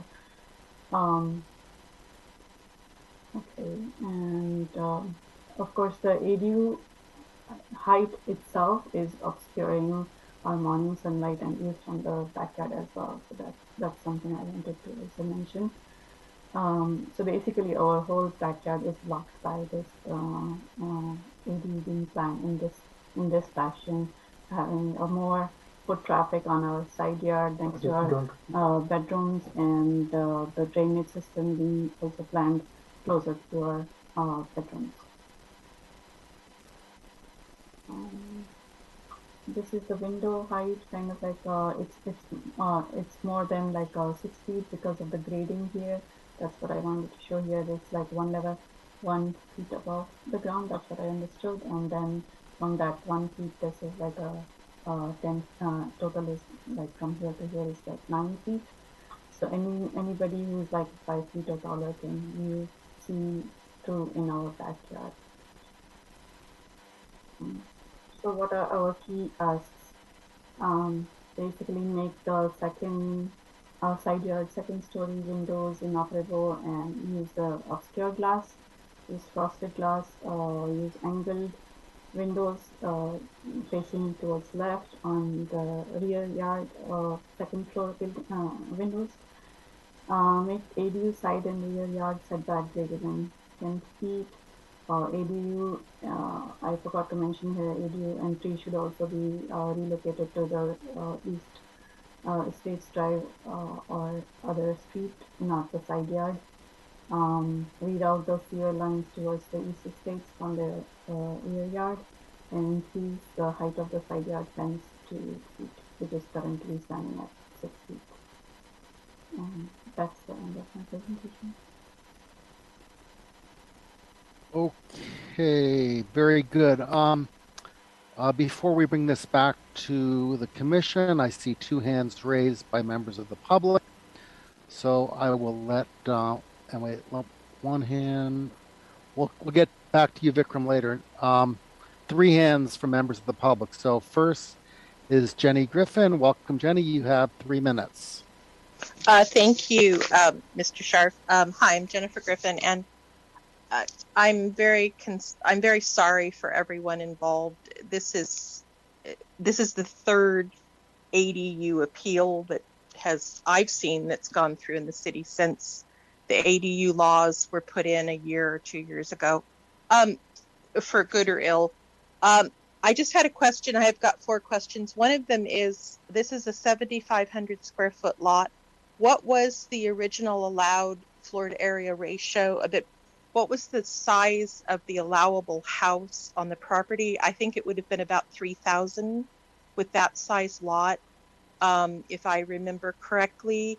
With the addition of the ADU by whatever law was passed in the last year or 2, that allows them an additional 800 square feet, which means that the house now went from 3,000 square feet approximately to 4,000. That's a big increase. This is one of the consequences of this law, which no one got to vote on. But I just was curious what size this was. The second question I have is concerning the ADU on the PG&E easement. Where exactly are the power pole lines? Are they running across the back of the property or down the side between the appellant and the homeowner? You can't build a structure inside of the 5-foot clearance. It's illegal. I know that because we have power pole lines across the back of our property, and this was a problem with the Barnhart one in Rancho Rinconada. There was a big issue with the ADU they were putting in there. I'm glad they're not doing 4 feet down one side of the property. That's way too close. So where is the power pole lines? And then you just can't plant trees in the power pole lines. I mean, the PG&E clearance, these ADUs have to be pulled back or there is going to be a fire. And I understand, I think the appellant is very, very concerned that this could happen. We've seen parts of poles fall. I was sitting in my car in front of the house like two years ago, and the lines fell across the street from me. So we need to be concerned about this. The third one is the ADU entrance is like 5 feet from the property line all the way down, split between the 2 residences. And that's going to be people running up and down there, annoying the other neighbors. Where is the entrance to this ADU, and why is it like 70 feet into the back of the property? And my other question is, okay, if I bought this house, could I convert the ADU back to make it all one house? Would I have to take part of the ADU down? If I wanted, if I'm shelling out probably $4 million for this house, and I wanted it to be all one house, how do I convert it back to one house? Thank you, Jennifer. You're out of time. Can staff answer any of Jennifer's questions? I can ask. Well, I can try to answer a few, Chair. The ADU is not up for discussion at this hearing. I did want to put that out there because state law prohibits us from. That is not a discretionary item. That is a ministerial item that, as long as they meet state law, we have to approve the permit, and they do. However, with that said, ADUs can be as close as 4 feet from the side and rear property lines. In this case, I believe it's just shy of 5 feet on one side and at least 5 feet on the other side. With regard to whether there are any permit requirements from PG&E, any clearances that they need from PG&E, those need to be, they need to pursue those and get those from PG&E. With regard to the sewer line, as long as they meet the sanitary district standards for in placing a sewer line, the city has to issue a building permit to allow that to happen. And then with regard to where the entrance of the ADU is, as long as the ADU is set back 4 feet, it could be as far, it could be at the rear of the property. It could be anywhere, located anywhere on the property. So I did want to say that. And I hope those answers all those questions. Yeah, and I understand state law. The state ADU law. This has been a concern throughout the state that you are now required to allow insufficient setbacks for fire safety, and there's nothing, unfortunately, that we can do about that. That's the way it is. I just want to make one comment, if I may. Very briefly, because you spoke for a very long time. Yeah, so the law states 4 feet setback as a separate rule and fire and safety as a separate rule. So if we want to interpret the law, reading that line separately and having no correlation with the other line below that, which is mentioned in our presentation, then whatever you said holds true. Otherwise, to my knowledge, it doesn't hold true, because you have to interpret the law in a sense as a whole, not as one liner. Okay. Oh, also, Pew, I wanted to point out for Jennifer's question, they could not connect the main house to the ADU with an internal door. That would not be legal. It has to remain separate. Yeah. Bringing that up. Yes, they cannot put in an interior door, and they also cannot convert the ADU and incorporate it into the main house. So they would have to demolish the ADU if they're at 43.3% FAR, I believe, without the ADU. And as a result, they would have to demolish at least a good portion of the ADU if they wanted to keep it under the 45% max allowed. And Pew, it's the same setbacks for a detached and an attached? Correct. It's 4 feet. Yes. Okay. I wasn't sure about that. Okay. Very good. Next is Lisa Warren. Welcome, Lisa. Thank you. I think the appellant has given a very detailed presentation, and I feel for most, if not all, of the concerns. I also feel for the fact that you guys can't do a whole lot about it. But this is a reason that I've been asking for years for some changes to things, including our privacy screening. And people agree, balconies too, this doesn't involve the balcony. People agree, planning commissions have agreed, multiple planning commissions, some city councils have agreed, but nothing has been done to change that, and it really needs to be done. I know you can ask for substitutes, but the public needs to know what their rights are. So privacy needs to be considered also. This is what I would add to that. Privacy screening needs to be considered from the first story windows, not just second. If we're going to continue to see, and we will, raised foundations for teardowns and rebuilds. They are 18 to 24 inches different in the finished floor. And that means a huge difference and then with the taller ceiling heights, huge difference. Where your feet are, and I know this because I live next to a house that is almost 2 feet taller than mine, ground on the finished floor. They can see over the fence, just standing in the room on the first floor. The added height with bigger windows and light coming out creates light trespass. And if you have privacy screening for vision, it also helps with the light trespass. So there really, really needs to be something done, because this is going to continue to be appealed, and it's going to continue to be, I'm sorry, there's nothing we can do. And I want to note too that in several architectural drawings and elevation sheets recently, and in fact, it was highlighted in the appellant's drawings or sketches. This particular plan set has 2 east side elevations, one north and one south. There's no west side elevation, which is actually the side that the appellant lives on, the west side. It's listed as the north side. And you have them north.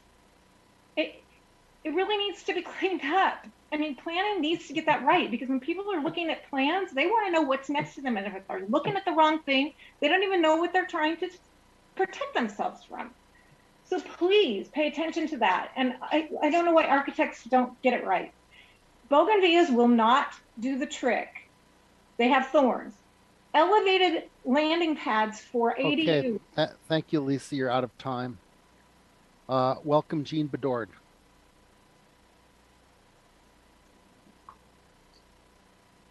Good evening, Chair Scharf and Planning Commissioners. My name is Jean Bedord and I am a Cupertino resident. Frankly, I'm appalled by this appeal. As the staff report clearly states, this project is compliant with both city planning codes and the State Housing Accountability Act. There is no basis for an appeal. The proposed project has been thoughtfully developed and the architect has worked with the planning department to ensure compliance. Look at the timeline. It should not take this long to get final approval and start construction. As we all know, construction costs keep going up. Furthermore, this appeal is made by a sitting planning commissioner who should be familiar with these codes. Commissioner Capil may not agree with the codes, but they are the law. This is a waste of staff and commission time on a frivolous appeal. These are limited resources that should be applied to the housing element, not objecting to an individual homeowner's fully compliant project. Keep in mind, this project does add an additional housing unit to comply with REMA requirements. Please reject this appeal without additional conditions. Thank you.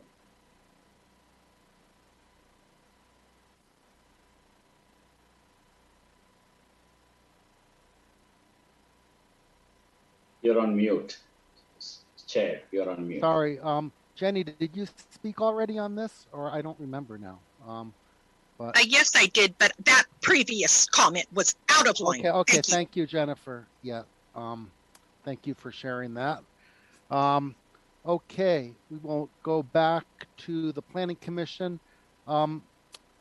City Attorney, should I be moving the appellant and the property owner back to attendees at this time?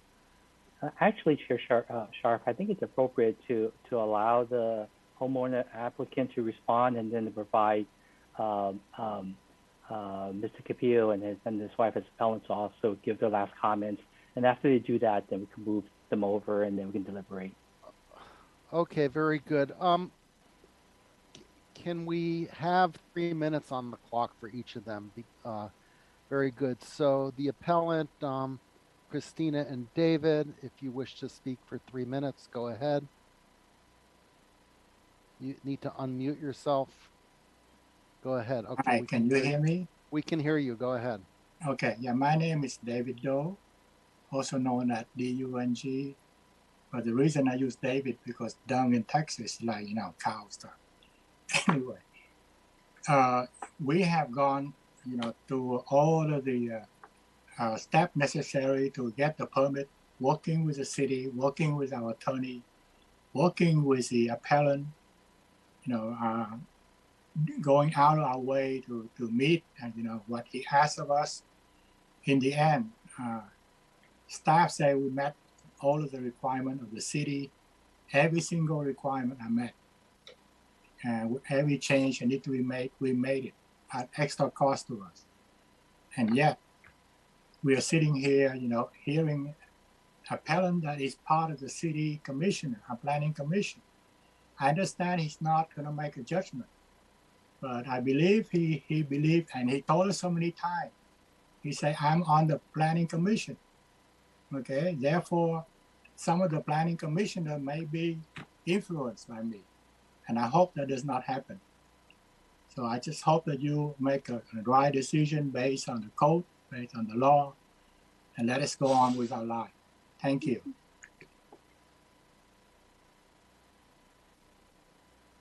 That's all I have. Okay. Stephen, you are on mute. I'm sorry, I'm muted again. So Kyle, would you like 3 minutes? Sure, yeah. Okay, go ahead. Thank you. I actually just want to point out one thing, just to make sure that is recorded. In the design on the west side or the north side, because it's not exactly north, we did not propose a sewer line. If you read that clearly, it's called SD, which is a storm drain. On every side of the property, we need to have certain storm drains in order for rainwater to get out of the way. Otherwise, that will become a reservoir. So the sewer will always be inside the main house, passing from the ADU to the main house to the street. So yeah, I just want to make that correction. So the SD is the storm drain, it's not sewer. Yeah, thank you. Okay, yeah, thank you for that clarification. And let's see. Sanjeev, did you want to speak again for 3 minutes, or can we bring this back to the Planning Commission? I think the sewer line, what we mentioned there is taken from the city plans, detailed plan. I think it is part of our presentation's backup slides. If you go on those backup slides, you will see the sewer line running next to the side yard. So it is taken from there only, just to clarify. And if it is not there, it is a good thing. If it is there, then that was a request for the key asks in that particular view graph. Other than that, whatever I had to say, I have already said, and I want to point out to David that I have never met David, and I have never told anybody that I can influence any planning commissioner or or anybody else for that matter. So I do not understand where that view has come in and who has told him, and I actually haven't never met him. So one more thing that I would like to say is that about the comment that all the adjustments have been done, except for making the glass obscure. The other asks that we had presented were all rejected, which is the height of the fence to be increased and the windows to be made inoperable, and the ADU entry, as we noted recently, should be on the east face, right? The way the current floor plan that is being presented, seems like there is a side door between the ADU and the main house that they'll share. Kind of like it becomes, although the common wall that they share does not have a door, but then there is a side entry to it. And for us, it is like a huge massive structure that will be created in our neighborhood, right next to us actually. So it becomes a eyesore. Okay, thank you. We will now bring it back to the Planning Commission. So I had a couple of questions, and it was regarding the claim that the windows were violating the code because they were not 4 feet from the floor. Can the planning department comment on that? Yes, I maybe Brianne can clarify that. Yes, I can clarify that. The code does not have a provision of the size of windows.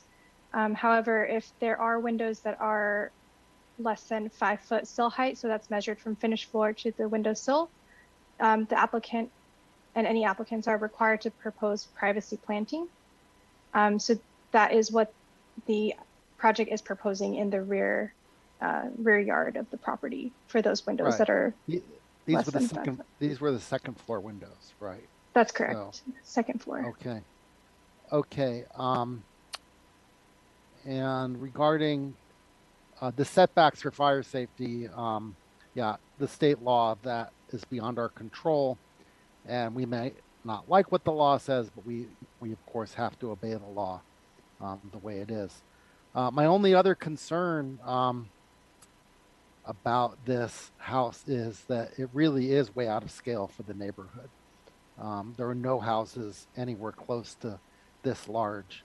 Now, I don't know, Attorney Wu, is that any reason to, is that something that we have jurisdiction over, the scale? I mean, I know it's in our ordinance that houses are supposed to not be out of scale with the neighborhood, but I seem to recall every time this happens, we're told it doesn't matter what our ordinance says, we have to approve it.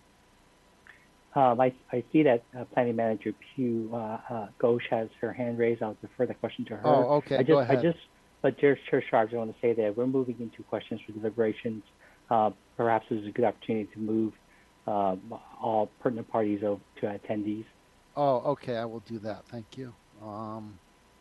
Let's see. Yeah, Pugh, you can, while I'm doing that, you can. Sure. I did want to note, sir, that the majority of the properties in this neighborhood are about 6,000, between 6,000 and 6,500 square feet.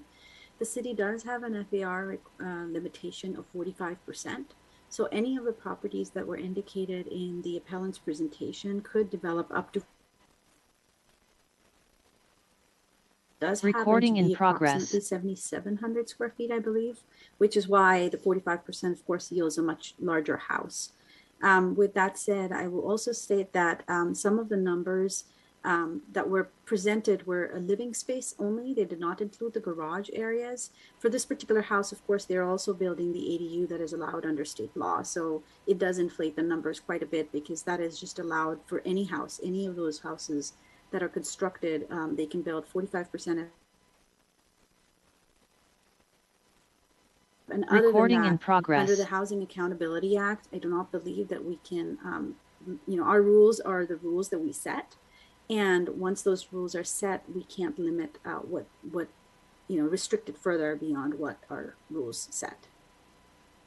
And right, but on that note, I do agree that under the Housing Accountability Act, that we can't pass regulations that only reduce density at this point. So to the extent that they've complied with all objective standards, and we are where we are with this project at this point.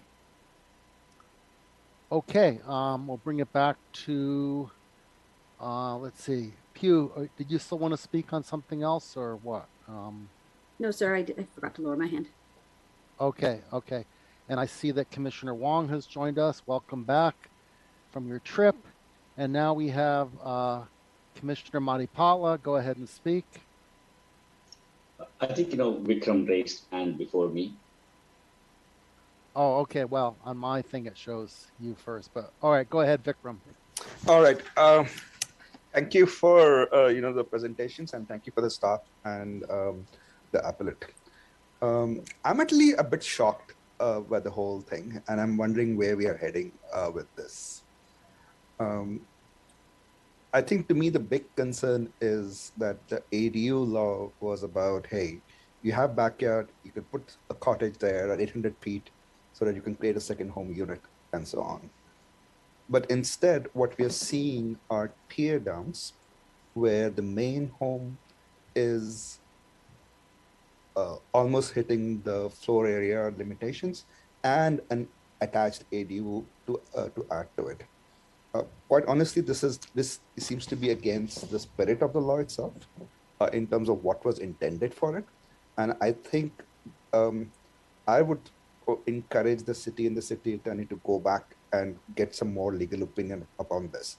Because, essentially what we're saying is we're putting a new house, which is just at the limit of the floor area and attaching another unit, which is 800. From the outside, it almost looks like it's one giant house. The only redeeming factor is that there is no door connecting them inside. And the fact of the matter is when the construction is there, if somebody creates a door, nobody's going to go and do code enforcement on that inside door. Okay, so that's also the reality of it. So to me, this almost looks like a way of circumventing the FAR laws. Regarding what leeway we have, I think we still, while the ADU approval is ministerial, we still have control over approving the main house and treating them separately when they're brand new construction and they're going to be built together. That interpretation, I think it needs to be revisited. And I would actually encourage the city and the city attorneys to actually go back and look very carefully on that and see if that interpretation can be the only interpretation of the current law. I'm very supportive of ADUs. We've passed a lot of laws supporting them, making it easy. But this, to me, seems like an abuse of the system. Now, whether the abuse is legal or not, we don't know. There's only so much we can do. But we can definitely get a second opinion on this. The other aspect about fire safety and so on, with the TGE thing and putting the screening trees within those 5 feet setback and so on. Honestly, if it was not for the law, we would have really frowned upon any of those things.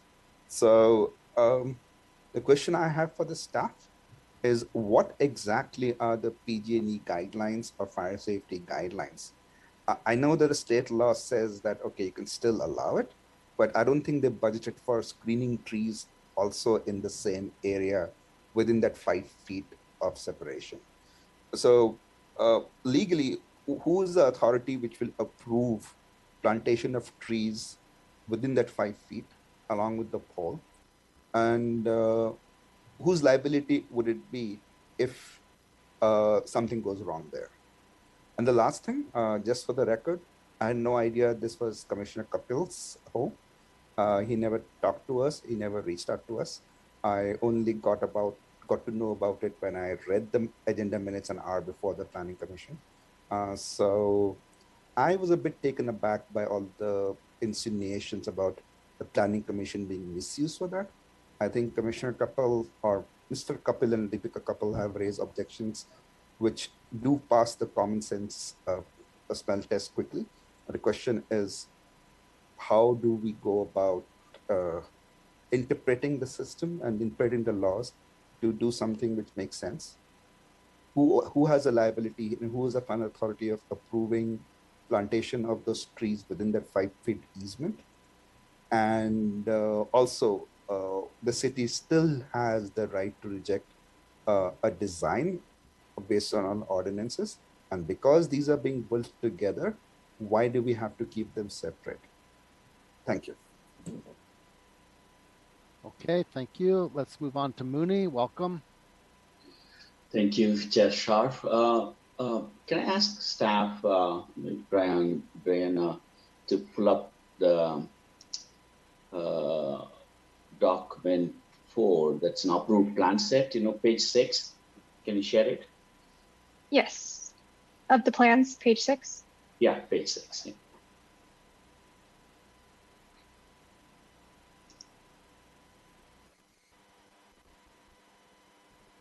So, yeah, so is this page 6? Yeah, that's page 6. Yeah, okay, thank you. So the ADU is the top portion, right? So the portion, yeah, so that's ADU, right? So what's considered front side for the ADU? I can answer that. Oh, Brian, do you want to take it? Oh, sorry. Go ahead. Front side of the ADU? Yeah. So it would, I have to look at the floor plan again. Yeah, you can keep this diagram also. That's okay.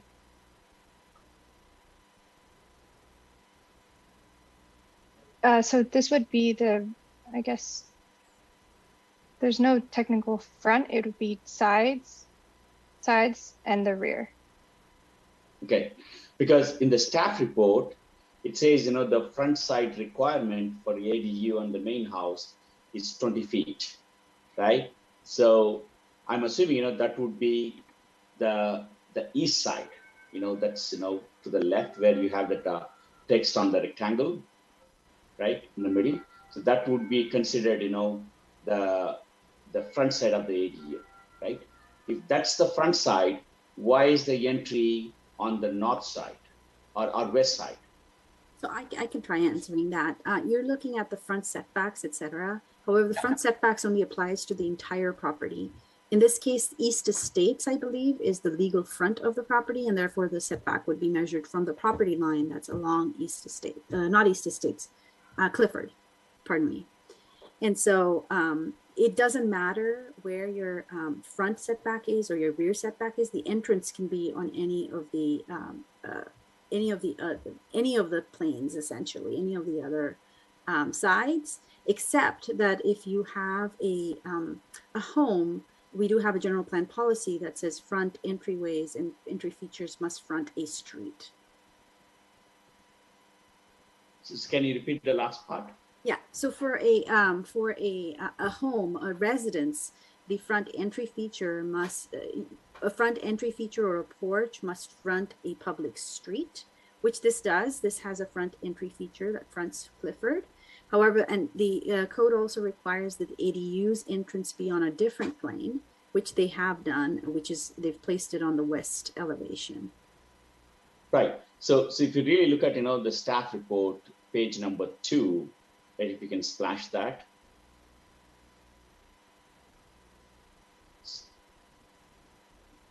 So here it says, ADU setbacks, front 20 feet, proposed 20 feet. So I'm assuming, the front is on the East Clifford Street, right? Correct. So they've proposed more than the 20 foot for the front, essentially. Right. Right. But then why is the entry on the back side instead of the front? Because there is no requirements for the entry feature to be on the front. Interesting. Okay. Okay. So that was a question. So to me, after listening to the applicant and and the appellant, certainly based on the data that's been presented, certainly the development seems pretty big in scale, but I understand it's still within the municipal code, so I don't see anything wrong with that, so long as it meets all the requirements set by the staff report. So I mean, based on the staff report, it seems like the built area and the ratio and everything and the setbacks they all being met. So I don't see anything any issue with that, even though it appears pretty big. Anybody that's building new certainly want to maximize the value. I understand back 40-50 years ago they were building smaller homes. Now everybody wants bigger homes and maximize. So nothing wrong with that, and so I can see that. The biggest issue that after listening to all of this is privacy. To me, privacy is a big deal, and I lived in a house in San Jose, right, where I lived on a hill, where my backside house was on a hill higher than my space, and I could never open my master bedroom windows, never ever, the curtains and the windows, right, because those people can look into my house directly. And similarly, the backyard usage was pretty limited because they could see. There is no privacy planting and none of that stuff, right? So I spend more time on the front yard than the backyard. Right? That's just my experience, right? So to me, privacy is a big deal. So anything that we can do to address the privacy concerns, I would encourage that. Okay, are you done? Yeah, I'm done. Move to Ray. Welcome, Mr. Wong. Yeah, hi everybody. I think my only concerns here are really with not with the ADU, but with the actual second story permit and making sure the privacy areas are there. Given the way the law is written and given where we are, with these abusive housing laws that are going on, there's not much we can do on that front. But the privacy aspect for both the appellant and the applicant, we're all good citizens. We all live here. We've all worked really hard to put our homes together. And I think it's important for people to be able to talk to each other and just address that issue. I have a neighbor that decided to put an ADU in a second story, and I explained to him, like, I had sat down, said, hey, look, can you move your window to a different place? And we resolved it very quickly. And so I hope those conversations are happening in the background. And but with the areas around privacy on the second story, I think it's going to be important to figure out a way to address that. So that's my only comments there. Back to you, Chair. Okay, thank you, Ray. So I did a screenshot of the key asks of the appellant. So I just wonder if the property owner, I think the only one I see that is kind of impossible is the ADU setback, which we don't have any control over. They can do 5 feet if they wish. But the other ones, and then the sewer line is not actually a sewer line; it's a storm drain. So that's not an issue. But I mean, even so, a sewer line's underground. You don't actually smell it. But so I'm looking at the kiosks, the side yard, second story windows inoperable and use obscure glass. And it sounds like they're willing to do these tilted windows with the bottom part of it not opening. And then the use angled facing left, I believe, windows towards East Estate and increase the height of the side fence. I thought 8-foot fences are legal in Cupertino. Isn't that the case, Pew? Or yes, as long as you have the next door neighbor's permission, you could place an 8-foot tall fence. I believe it's a good neighbor fence, so whatever laws apply to the shared cost or whatever of it. Okay, so, I mean, if the property owner made those 3 changes with the second-story windows and the angled windows and the increased height, is that satisfactory to so if I may, the appeals? Go ahead. Sorry. With regard to the window changes, I think if you did one, you wouldn't necessarily have to do the other. If they're both obscure and unopenable, then they don't necessarily have to be also angled. Besides, with the windows being angled, they would also bring in a certain level of design difficulties. I will also remind the commission that we did have an appeal earlier this year, and there were similar concerns raised about privacy, and no changes were made to the windows in that at that appeal either. So I did want to state that for the record. So you're saying that I thought these were 2 different windows in the kiosk, the side yard second-story windows versus the south elevation windows, but you're saying they're all the same windows. They are,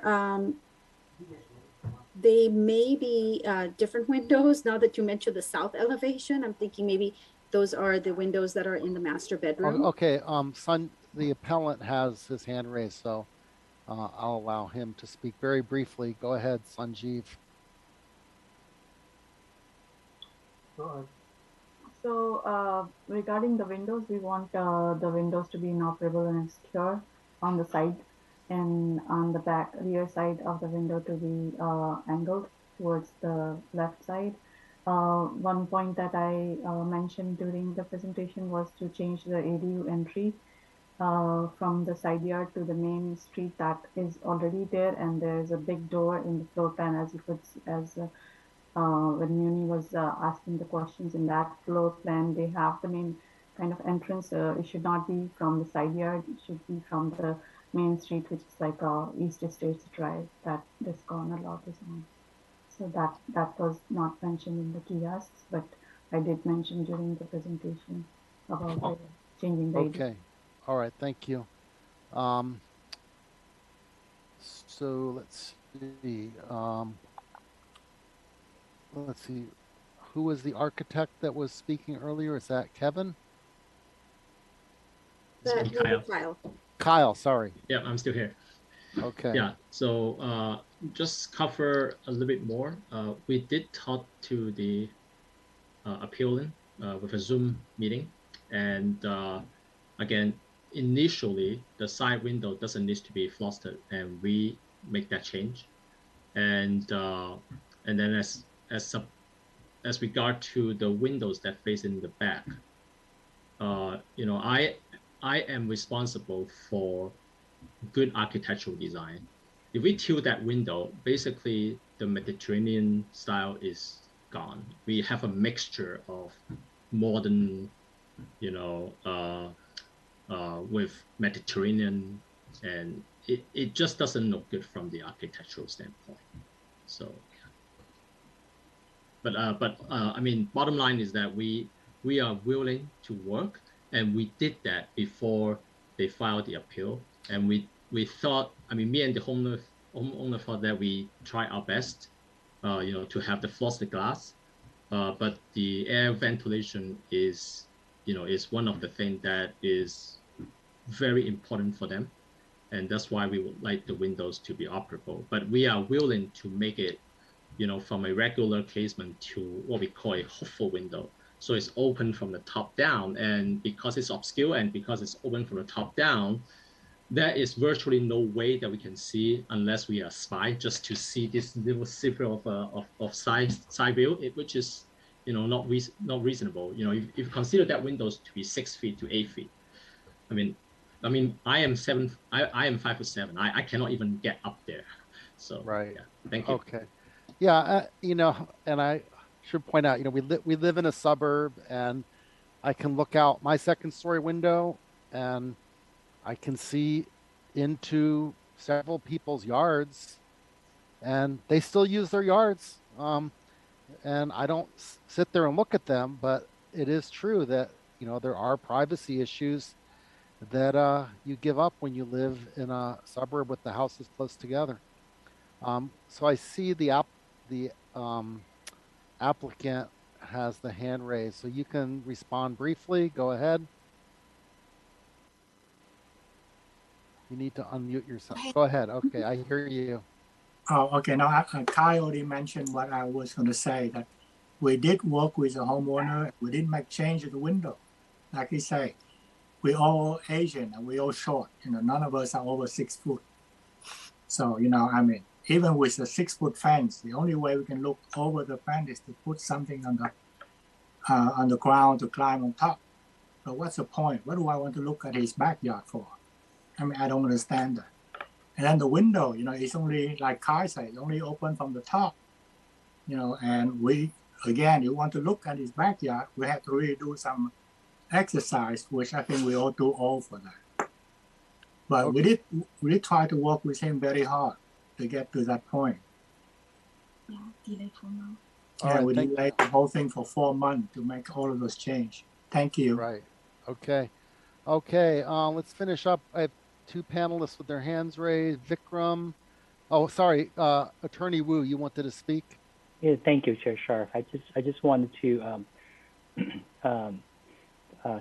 emphasize on the planning manager's point that, while it's on this commissioner's discretion to have this discussion, that hopefully you're guided with the knowledge that whether the actions that you've applied on previous developments will also be applied here as well.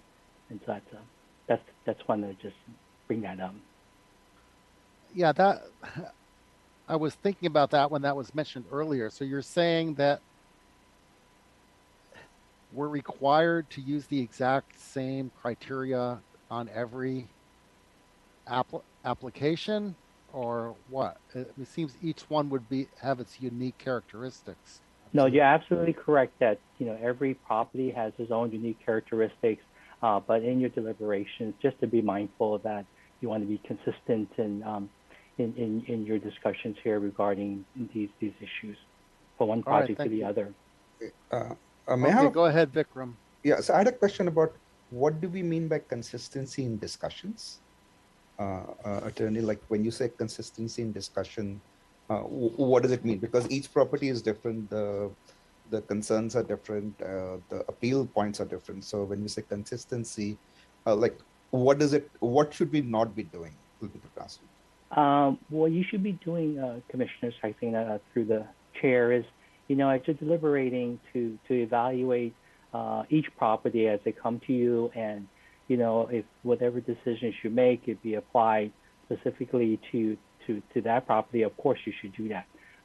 But just to be mindful of views that were expressed on prior appeals, and to be consistent with those views. Mm-hmm. Okay, thank you. Yeah, I still have my hands up, so I want to just follow up on that. So actually, this is a question for the city attorney specifically, and I wanted to reiterate and go deeper into the question I asked earlier, that who is the legal authority who determines the minimum required separation between trees, dwelling, and PGE power lines? I know that I've seen homes where PG&E comes and literally prunes down really trees because they start getting closer to the power lines. So they come and they chop it off. And they do that often, and they do it in the backyards in the easements. I've seen the amount of, it can be pretty brutal at times because they're not arborists, they're just cutting it down. On the other hand, what we're talking about now is approving something where trees are required to we put and I think get to the second floor level for providing the screening. Now, these two look mutually incompatible to me. On one side, we have PG&E coming and pruning the trees in that easement, and other side we're talking about putting trees in that easement. So I would really urge you to and the city staff to actually figure out who is the final authority to say that it's safe. Or will PG&E come and start pruning the trees as soon as they reach the height we expect them to reach? And what's going to happen there? Thank you. So if I may, Chair Sharf, correct me if I'm wrong, Planning Manager, but I believe that with respect to the easement area for PG&E, that the homeowner and applicant will have to work with them with respect to the trees that are planted within that easement. And with respect to the code, there are provisions regarding, when privacy trees must be planted, and that provides for certain heights. But I'm not aware that the code provides for distance between trees. I don't think it gets down to that level. Actually, if I may jump in right there, it does provide some distances between the privacy trees themselves, depending on the kind of tree that is picked for that. And so that will be adhered to, that must be adhered to and will be checked during final inspection for the property. Yeah, but my question to you is about this conflicting requirements where PGE comes and cuts down the trees and prunes them brutally. On the other side, we want those trees to be there for screening purposes. Correct. So when we evaluate, when we first put the list together, we did evaluate the possibility that these trees would go under PG&E easement lines and things like that. And so those trees can be planted in those areas. And yes, certainly if PG&E believes that the trees are getting too tall, they do have the ability to prune trees as necessary. And so that is something that may certainly happen over the lifetime of those trees. Yeah, and just to make sure I understand things correctly, I think the expectation is that the trees planted will reach like a certain height in 3 years or something like that. It is expected to reach approximately, Brianne, do you have that number off the top of your head? I could pull it up.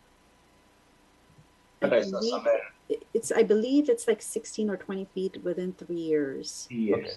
And how high is the PG&E pole and the power lines? I believe those are around that 20-foot mark. Okay. So to me, these two things are mutually incompatible. And I would vote to hold on any approval of this till we get very clear guidelines on those. Thank you. Because we can't be approving a design based on privacy tree guidelines going to a certain level, and then PGD coming and saying, oh, well, you can't have it. So to me, this is a violation. And unless and until we get clarity on this, I would urge the staff to... So I do want to address that issue where there are PG&E easements all over the city, and we do approve 2-story permits without appeals all over the city, and privacy planting trees are planted within those cities wherever those are approved. No, I think what we do is one aspect, but what I wanted to understand is, like if PG&E comes and prunes those trees down, then the whole purpose of the privacy screening is gone.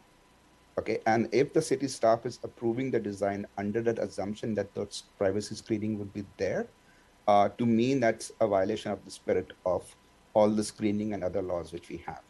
So I mean, just because we have approved things in the past and so on, unless it sets a very legal precedence, which is 100% applicable in this case, I would want the staff to do some more research on this and come back to us with some clear guidelines that, yes, it's okay to have this tree go up to 15 feet or 20 feet or whatever it's supposed to go up, and PG&E would be fine with that.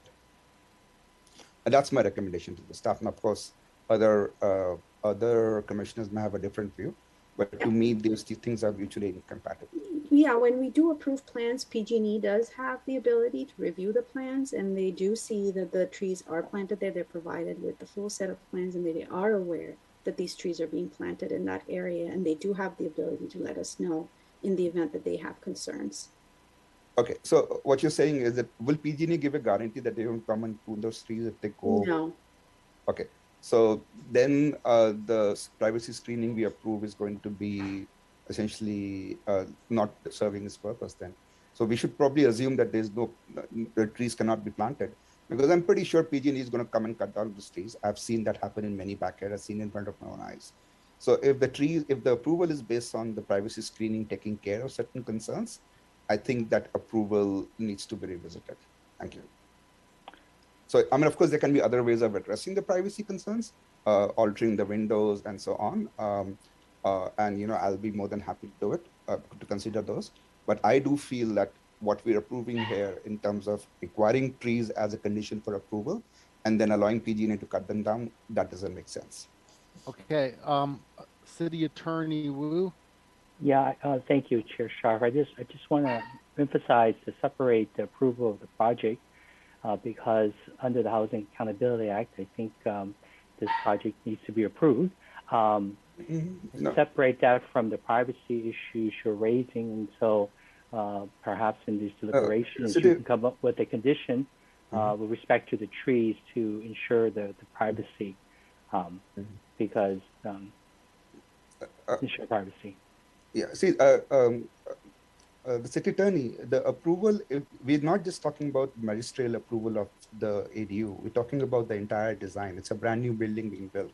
So just because we are required to approve an ADU doesn't mean that we have to approve the main house also. Well, they can, you know, you can keep the current house and build an ADU, nobody will have a problem. But we are rebuilding, we are tearing down, we are building new. And we are saying that the new construction is meeting the guidelines. And I'm concerned that we are basing that approval based on some assumptions on screening and so on, which will not hold true in real life. Now, I'm perfectly fine if something else can be done to mitigate those, or if that's not a factor, that's the planning department's there. But we should not be assuming and saying we'll put these trees which are sort of implied by the approval, and then PG&E is going to cut them down, because that doesn't serve the purpose then. So I'd like to have the planning manager correct me if I'm wrong, but I believe the privacy trees are unrelated to the ADU. In fact, where there's no discretion, the ADU is actually not on the table for discussion. Yeah, so but we're also talking about approval of the main house, not the ADU. Let's just forget about the ADU here. Absolutely. It's just that you brought out ADUs and privacies. I just want to make that clear. And so my point here, Commissioner Saxena, is that you raised issues regarding the trees and the PG&E easement and how that may or may not conflict with the utility line.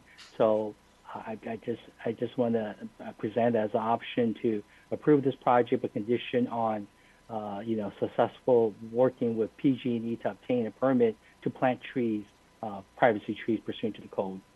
Yeah, and the privacy trees should meet the guidelines the city has for screening. Or if that's not possible, let's try something else, move the window, adjust something, or whatever else can be done.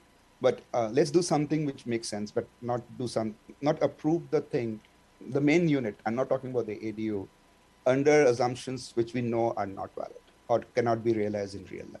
Thank you. Okay, Commissioner Wong, go ahead. Yeah, I have two quick questions, and if they were answered, just ignore me. I wanted to know if the schools are charging an impact fee. I know, given it's over 500 feet, so if they'll be charging impact fee for having the ADU there. And then the second piece I have a question about really is about water and sewer connection fees, given that this is a brand new one. Are they separate connections? Just trying to be mindful about that. I can try to answer that. Their school impact fees are charged on the net new basis. However, they cannot be charged. I believe they might even be charged for the ADU. However, they can be charged for the ADU, yes. Yeah, they can. However, the sewer connections, the water connections, I believe, because this is under 800 square feet, may not be applicable. But however, but whatever it is, we will comply with the law and charge fees as we can. Okay, just making sure in case anyone else is trying to do an ADU, so they know that should be on the checklist. No, thank you. Okay, so Commissioner Sextina, did you have your hand raised again, or did you just not lower it there? I think you didn't lower it, so I will. Okay, so I don't see, no, we're not going back to the applicant. So, City Attorney Wu, it sounds like we could create something where we said we do an approval conditional on PG&E, stating that the trees would not be trimmed below, what is our height that we expect them to reach again? 20 feet? Pew. I think Brianna's looking that up right now. Oh, sorry, Brianna. However, sorry. I don't think we can impose a condition on PG&E. No. No, but we can impose a condition on height of our trees. Right, we can, but we can say that this is approved conditional on, well, I'm not sure how to word it, just that the trees are allowed to go to that specific height. And what is the height, Brianna? Did you find that? It ranges between 15 and 40 feet. 40 feet. Okay, so they would never allow. So let me look that up. Just give me 1 second. Chair Sharp, I believe the applicant has their hand raised as well. Yeah, okay, I do see that. Let's see. So, okay, Deepika, yeah, you can speak very briefly.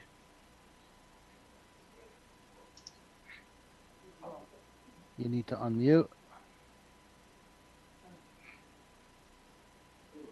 Okay, instead, how about Sanjeev? Go ahead.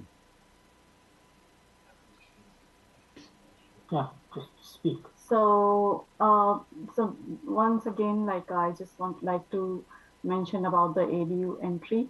And no, you know, we cannot do anything about the ADU entry. So, yeah, there's no point in bringing that up a fourth time.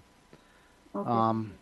So this development, as noted by Commissioner Vikram, it should be viewed as a one single giant building that being built.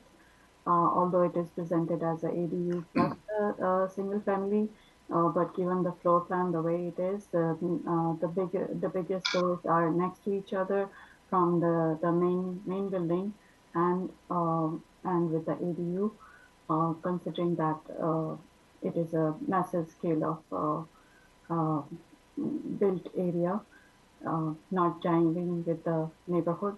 That's all I would like to say. Okay, thank you. Go ahead, Christina and David, would you like to speak briefly?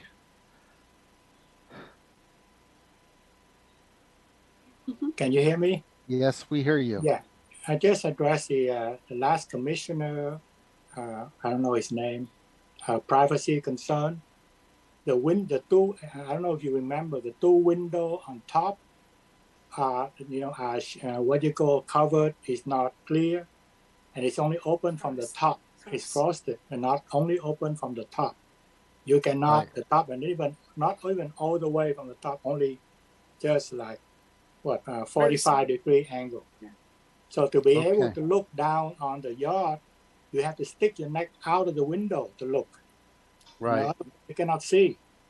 Okay. The tree is additional protection for the neighbor, because that's what they want. Okay, thank you. Yeah, I would just like to respond that yes, as long as the staff and the planning department is perfectly fine, or we make some adjustments that the city ordinance are honored in spirit, even without the trees, that would be fine. But we don't know. I was just uncomfortable with approving something which we know cannot happen because of the PG&E guidelines. So if the trees are not planted, and we make adjustments which are compliant with the standard processes and standard recommendations with the planning department uses, that would be fine with me also. Okay. All right. Very good. Thank you. Kyle, take 30 seconds. Yes, thank you. Yeah, it's just a general comment, actually, not for this project. I just want to speak on behalf of the design community of architects, because I have been doing Cupertino new buildings for over 10 years, and almost all of my own two-story buildings, we have privacy tree all the way to the back. And I would say more than 50% of it is on some kinds of easement, and the others 50% is not. So if we are not allowed to have a tree on the easement, I will be appreciate if that will be spelled out on the design guideline or the planning ordinance. So as a design committee, we know how to avoid it. Because I understand the concern, but at the same time, we are responsible to the client and we want to build our beautiful house. So, in this case, I mean, at this time, I have two other projects already approved in construction, both are 4,000 square feet in Cupertino, and they all have privacy trees all the way to the back. So thank you. Okay, yeah, I think the issue is we kind of have a conflict between what PG&E allows in terms of trees below power lines and what our city is saying is required for privacy trees. They kind of conflict with each other. And Pew, I see your hand raised. Did you want to talk about this and clear this up? So I wanted to add, sir, that the minimum height of a tree, of a privacy tree, would be 15 feet. That would be considered adequate for purposes of screening, and it's a requirement to have partial screening within 3 years. It's not like a full-on screening of the yard space. And 15 feet is the wire clearance easement that PG&E requires. Basically, what they're saying is that there should be no structures taller than 15 feet in that area. So if a shrub or a tree is maintained at the 15-foot height, I do not believe that they would have a major issue with it, it being planted within that wire clearance easement area. Okay, so what you're saying is our trees will go to 15 feet minimum, and PG&E could theoretically, based on their easement language, almost not theoretical, because they're always coming to my backyard where there's a pole and checking out the growth and seeing how my 60-year-old pole is faring besides that. So that they are pretty good about ensuring that the trees are not hitting the power line. Right. Well, it is that the 15 feet is not a big deal. It's the high voltage lines that are much higher that they're really worried about, because those are not even insulated. Yeah, looks like I think my concern is addressed. So this is great. Okay, very good. Okay, and let's see. I think we can bring this back to the commission now, because everyone's had multiple times to speak about this. So would someone like to make a motion on this? What was the motion that our senior assistant city attorney suggested? Right, Mike. Yeah, Michael, can you? Well, I think the motion is currently what staff presents, right? Which is approval of the project, and that project has certain conditions, including planting of privacy trees. Right. Yeah. There's really no changes to that I can. Shoot, my screen just froze. Okay. Right. So Ray, if you want to make the motion, it's basically number the recommended action in item 8, and sorry, item 5. Yeah, and I will say, I don't, there's issues here that all of us are not appreciative of, but this is state law that we are bound by, and I know that the appellant will not be happy, but we have very, very little choice here. But it's also a good lesson for those folks to understand the irresponsibility of how the state has created laws that actually impact real people without really understanding the local nuances. So it is a good lesson. So. Yeah, well, it's actually more than just the local nuances. Both, fire departments statewide, as well as utilities, are not pleased with some of those, especially the ADU laws and the clearances. But you know, that's something that we have to live with for now. Okay. So Ray, would you like to make a motion? Yeah, I'll make the motion that the Planning Commission deny the appeal and uphold the director's decision to approve the application. I believe that's the motion. Is there a second? Correct. I'll second it.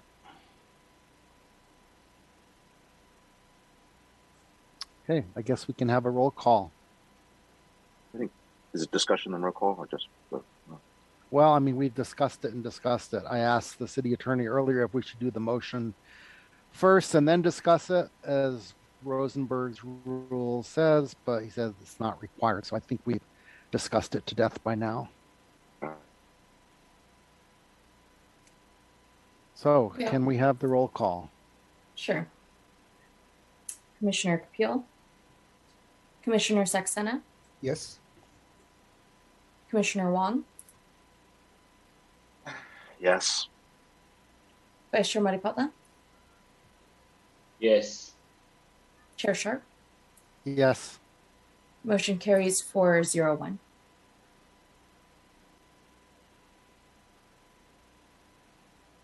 Okay, I'm unmuted. I'm going to move Sanjeev back to promote him back to a panelist so we can continue the meeting. Let's see. Okay. Let me go back to my agenda here. I have a question. Is this plan appealable to City Council? Yes, I believe so. Be. It is. Yes, it is. Be. Yeah. Yes, I believe. Yeah, our decision is not final. You're free to appeal this to the City Council. Okay, we are on to old business. Do we have any old business? There's nothing there. New business, nothing. And then staff and commission reports. So first, let's go to commission reports. Does anyone have anything to report on what they've done in the last 2 weeks or meetings they've attended? And we can ignore the Parks and Rec one, the joint one that we just did. No, you can talk about that. Oh, okay. Not everyone even knows that happened apparently last night. So yeah, Ray, if you want to talk about that, whatever, go ahead. Oh, no. I think a number of commissioners attended the Parks and Rec joint Bike and Ped and Planning Commission meeting. I thought it was nice for different commissions to get together. It was a good chance to share different ideas and actually get onto the same page. I think there's some questions really about access on the north end of that for the Lawrence Mini Park. I'm glad we have the land. Hope we do something useful to it. I, after the meeting, had a number of interactions with residents about whether that was more of a bike and ped trail or more of a park land or a combination of both, but I think it's going to be a healthy discussion. I was really excited about the way the process was done. I thought it was very professional. I thought those consultants knew what they were doing. And I hope that in the future we hire consultants that are similar like that. I thought the process for outreach, was pretty active. They did do a good job of getting outreach. And I think there's something to be learned from that, especially when we start talking about other elements like housing. So I'll leave it at that. So, and then, I was just in Orlando, had a chance to attend the Realcomm event, which had a lot of very interesting designs on energy savings and green initiatives for ESG and improving building design. It's a lot of cool, interesting technologies that are coming on the way. So that's about it on my end. Okay, thank you. So yeah, I also was on the meeting last night, and we do have committees that have members of multiple commissions, like the one we're doing on the housing element between housing, planning, and city council. And we are planning for the next planning commission meeting, and hopefully it will come to pass. I talked to the attorney today that we will have a joint meeting with the housing commission on June 28th. And I was spoken to by the chair of the housing commission. They said, hey, this is our housing element. Why are we not more involved with that? And I did agree that it did sound like a good idea to have a joint meeting. So we are planning that. And that will be bringing back site selection yet again, but now actually really drilling down and figuring out what we will present to the city council. And, I think someone mentioned it earlier, the meeting we had 2 weeks ago, that did not delay anything in the housing element or the site selection. That was just to give people further opportunity to speak while we are waiting for our consultant to be ready with their proposal for site selection. And like Ray, I was very impressed last night with the I guess it's MIG, the park consultant. They really did amazing outreach. I was like, wow, this is just going on and on and on. I was like, but wow, that's the kind of thing we really want to see when it comes to outreach. So they set a really good example of how to do things. The mayor's meeting with commissioners was postponed last Wednesday. I believe the mayor was not feeling well, so that will, I believe, happen tomorrow. It is Commissioner Madi Patla's turn, and there is no Warriors game tomorrow. So hopefully he will be able to take that on. And for future agenda, well, that future agenda setting comes later. Would any other commissioners have any reports over the last 2 weeks? I don't see any hands raised. So future agenda setting. Would anyone like to propose anything to put on the agenda? I was told by the city attorney that it's necessary to do this at our meetings. Now, one thing I would like, and it was proposed to me by a member of the city council, and it's related to the legislative review committee. They were interested in having a member of the planning commission be on that committee. So that would have to go to city council for discussion. But considering so many of the things considered by the LRC are related to planning, I thought it was a good idea, but ultimately it's up to the city council to decide if that will be appropriate. But we can put it on our agenda for our discussion as well. Anything else that people would like on future agendas? Balconies. Go ahead, Mooney. Yeah. So, in the context of all the discussions we had with the applicant and the appellant on the approving the project, I would like to see something on our future agenda where the staff comes back and reports on here are the gaps and here are the areas that we can tighten the stuff, right? In the context of addressing the major concerns residents have, right? Yeah, we all want to build massive house.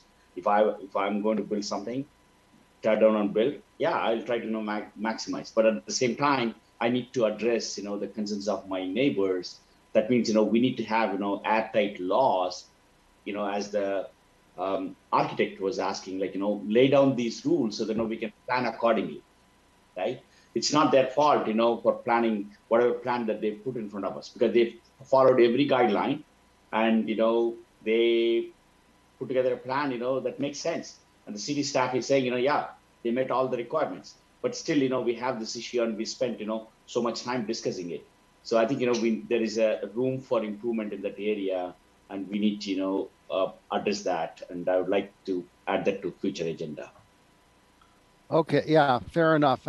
And I would also like to have clarification when our city says, that buildings have to be within the scale of the neighborhood, and then we're told, no, you can't even consider that. Maybe we need to take that out of our municipal code and say, no, you can't consider whether it's out of scale, because this comes up every time when we have these massive buildings. Well, yes, it really is out of scale, but we're told the Housing Accountability Act actually doesn't allow us to consider, what's in our own code, which is kind of a conflict. Ray, you had something to say. Go ahead. I have two items. One item is, I feel we have done nothing with the architectural standards for cell towers. I feel that, we have not heard back from staff about that. We have not gotten some clarity from City Council as to where that's to go, and I'd like to get that back on the agenda. I think it's a very important issue.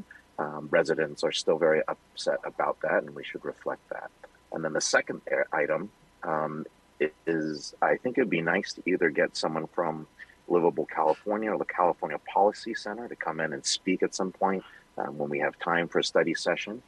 We've been, it's important to get multiple views. Diversity of thought and diversity of views is important. And I think, there was something really nice by Edward Ring about state legislatures continues its assault on local zoning decisions. That would be good. And just to get an update as to what other members are doing around California, from Sandbag to SCAG to other folks, in terms of how they're dealing and trying to make affordable housing work along with the oppressive housing standards. So. Okay, yes, I'm capturing all of this, and then Vikram, go ahead. Yeah, I wanted to revisit the discussion we had on the work program on school generation ratios for different properties. So I know a few quarters ago we had taken a vote and we wanted to get more information about that. I think it's absolutely critical we talk about that since we are doing the housing element and understanding those impacts. We know that Cupertino School District right now is in the process of trying to figure out what to do with certain schools or certain campuses, which they very controversially decided to close. And getting that information and getting that input from the city staff would really help us plan in a manner where we, don't have like 50% of classes being held in temporary classrooms as they are right now. So, Chair Sharf, I don't know what way to frame it, but that's something which I would like to get an update on. I've got that, and I do have a spreadsheet from a couple of years ago that has quite the detail between rentals and for sale and houses and condos. So if the school districts can't provide that, I could present what I have from years ago. Yeah, I think we put something on the planning department's work schedule or something. Right. Yeah, we don't want to really burden them with too much until we can finish the housing element, I would say. But but they're related, right? But it is related to the housing element directly. Okay. And Attorney Wu, did we do something wrong again? You guys don't do anything wrong.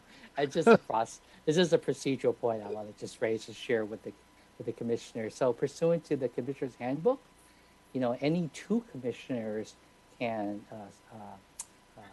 suggest an item for a future agenda, and I'm hearing a lot of various different items to consider. And so what the next step after that, after two have decided to support such a matter, it then goes to a discussion between the chair and to the staff liaison, which is the planning manager, and then along with me, and we'll discuss coordination of various things, including what the chair just mentioned in terms of staff capacity with what things are on our plate now, and also in addition, just to comment on Commissioner Wong's point about wireless towers, and that is something that this commission several months back discussed and prioritized, and that was brought to the city council, and they actually put it on this fiscal year's work plan.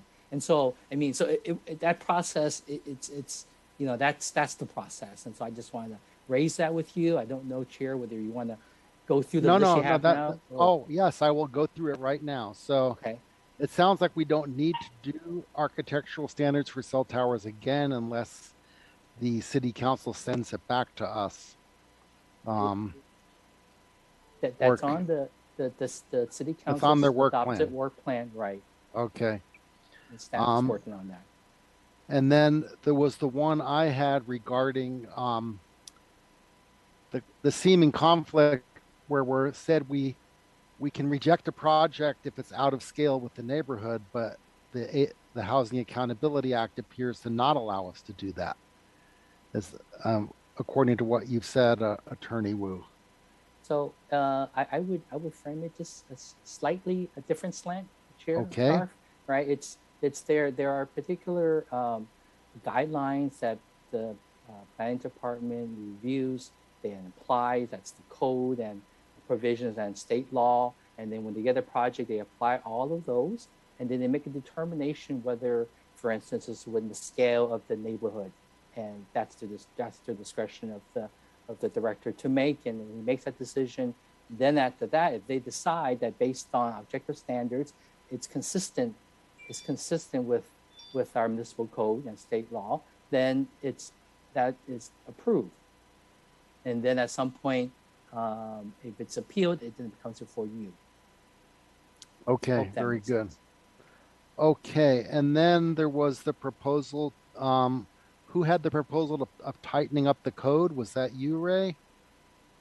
No, I thought that was someone else, Mooney. Oh, that was Mooney. Yeah, Mooney Vice Chair Mooney. Mooney asked for tightening Mooney code. Okay. Well, I'm happy to back Commissioner Saxena on his efforts.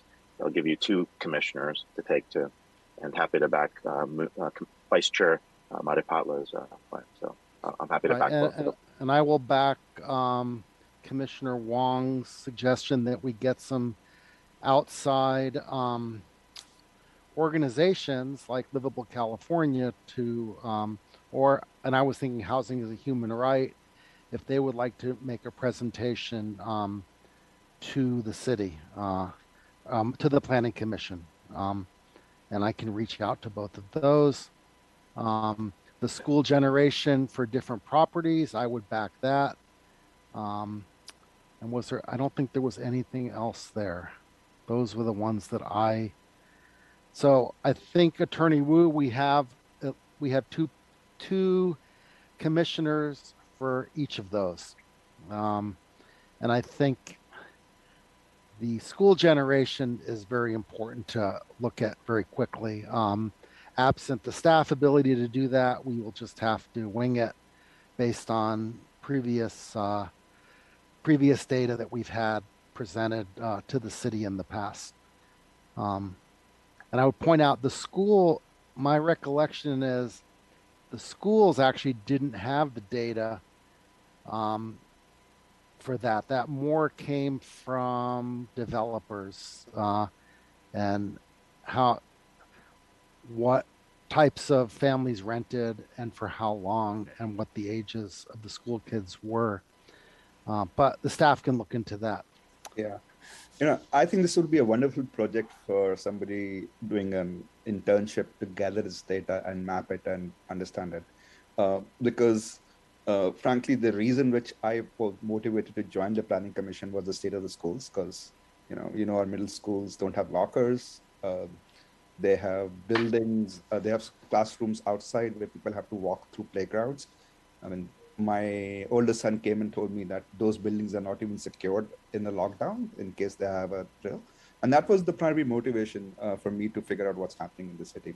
Although it's been 4 years, we still haven't made much progress. And I'm hoping that before my term ends, we at least have an understanding of how things impact, so that can actually guide our policy decisions and leave a legacy for the future generations who are going to come here, that as a city we will provide our future children and residents with an environment which I think people come to expect and sort of take for granted in most parts of the country.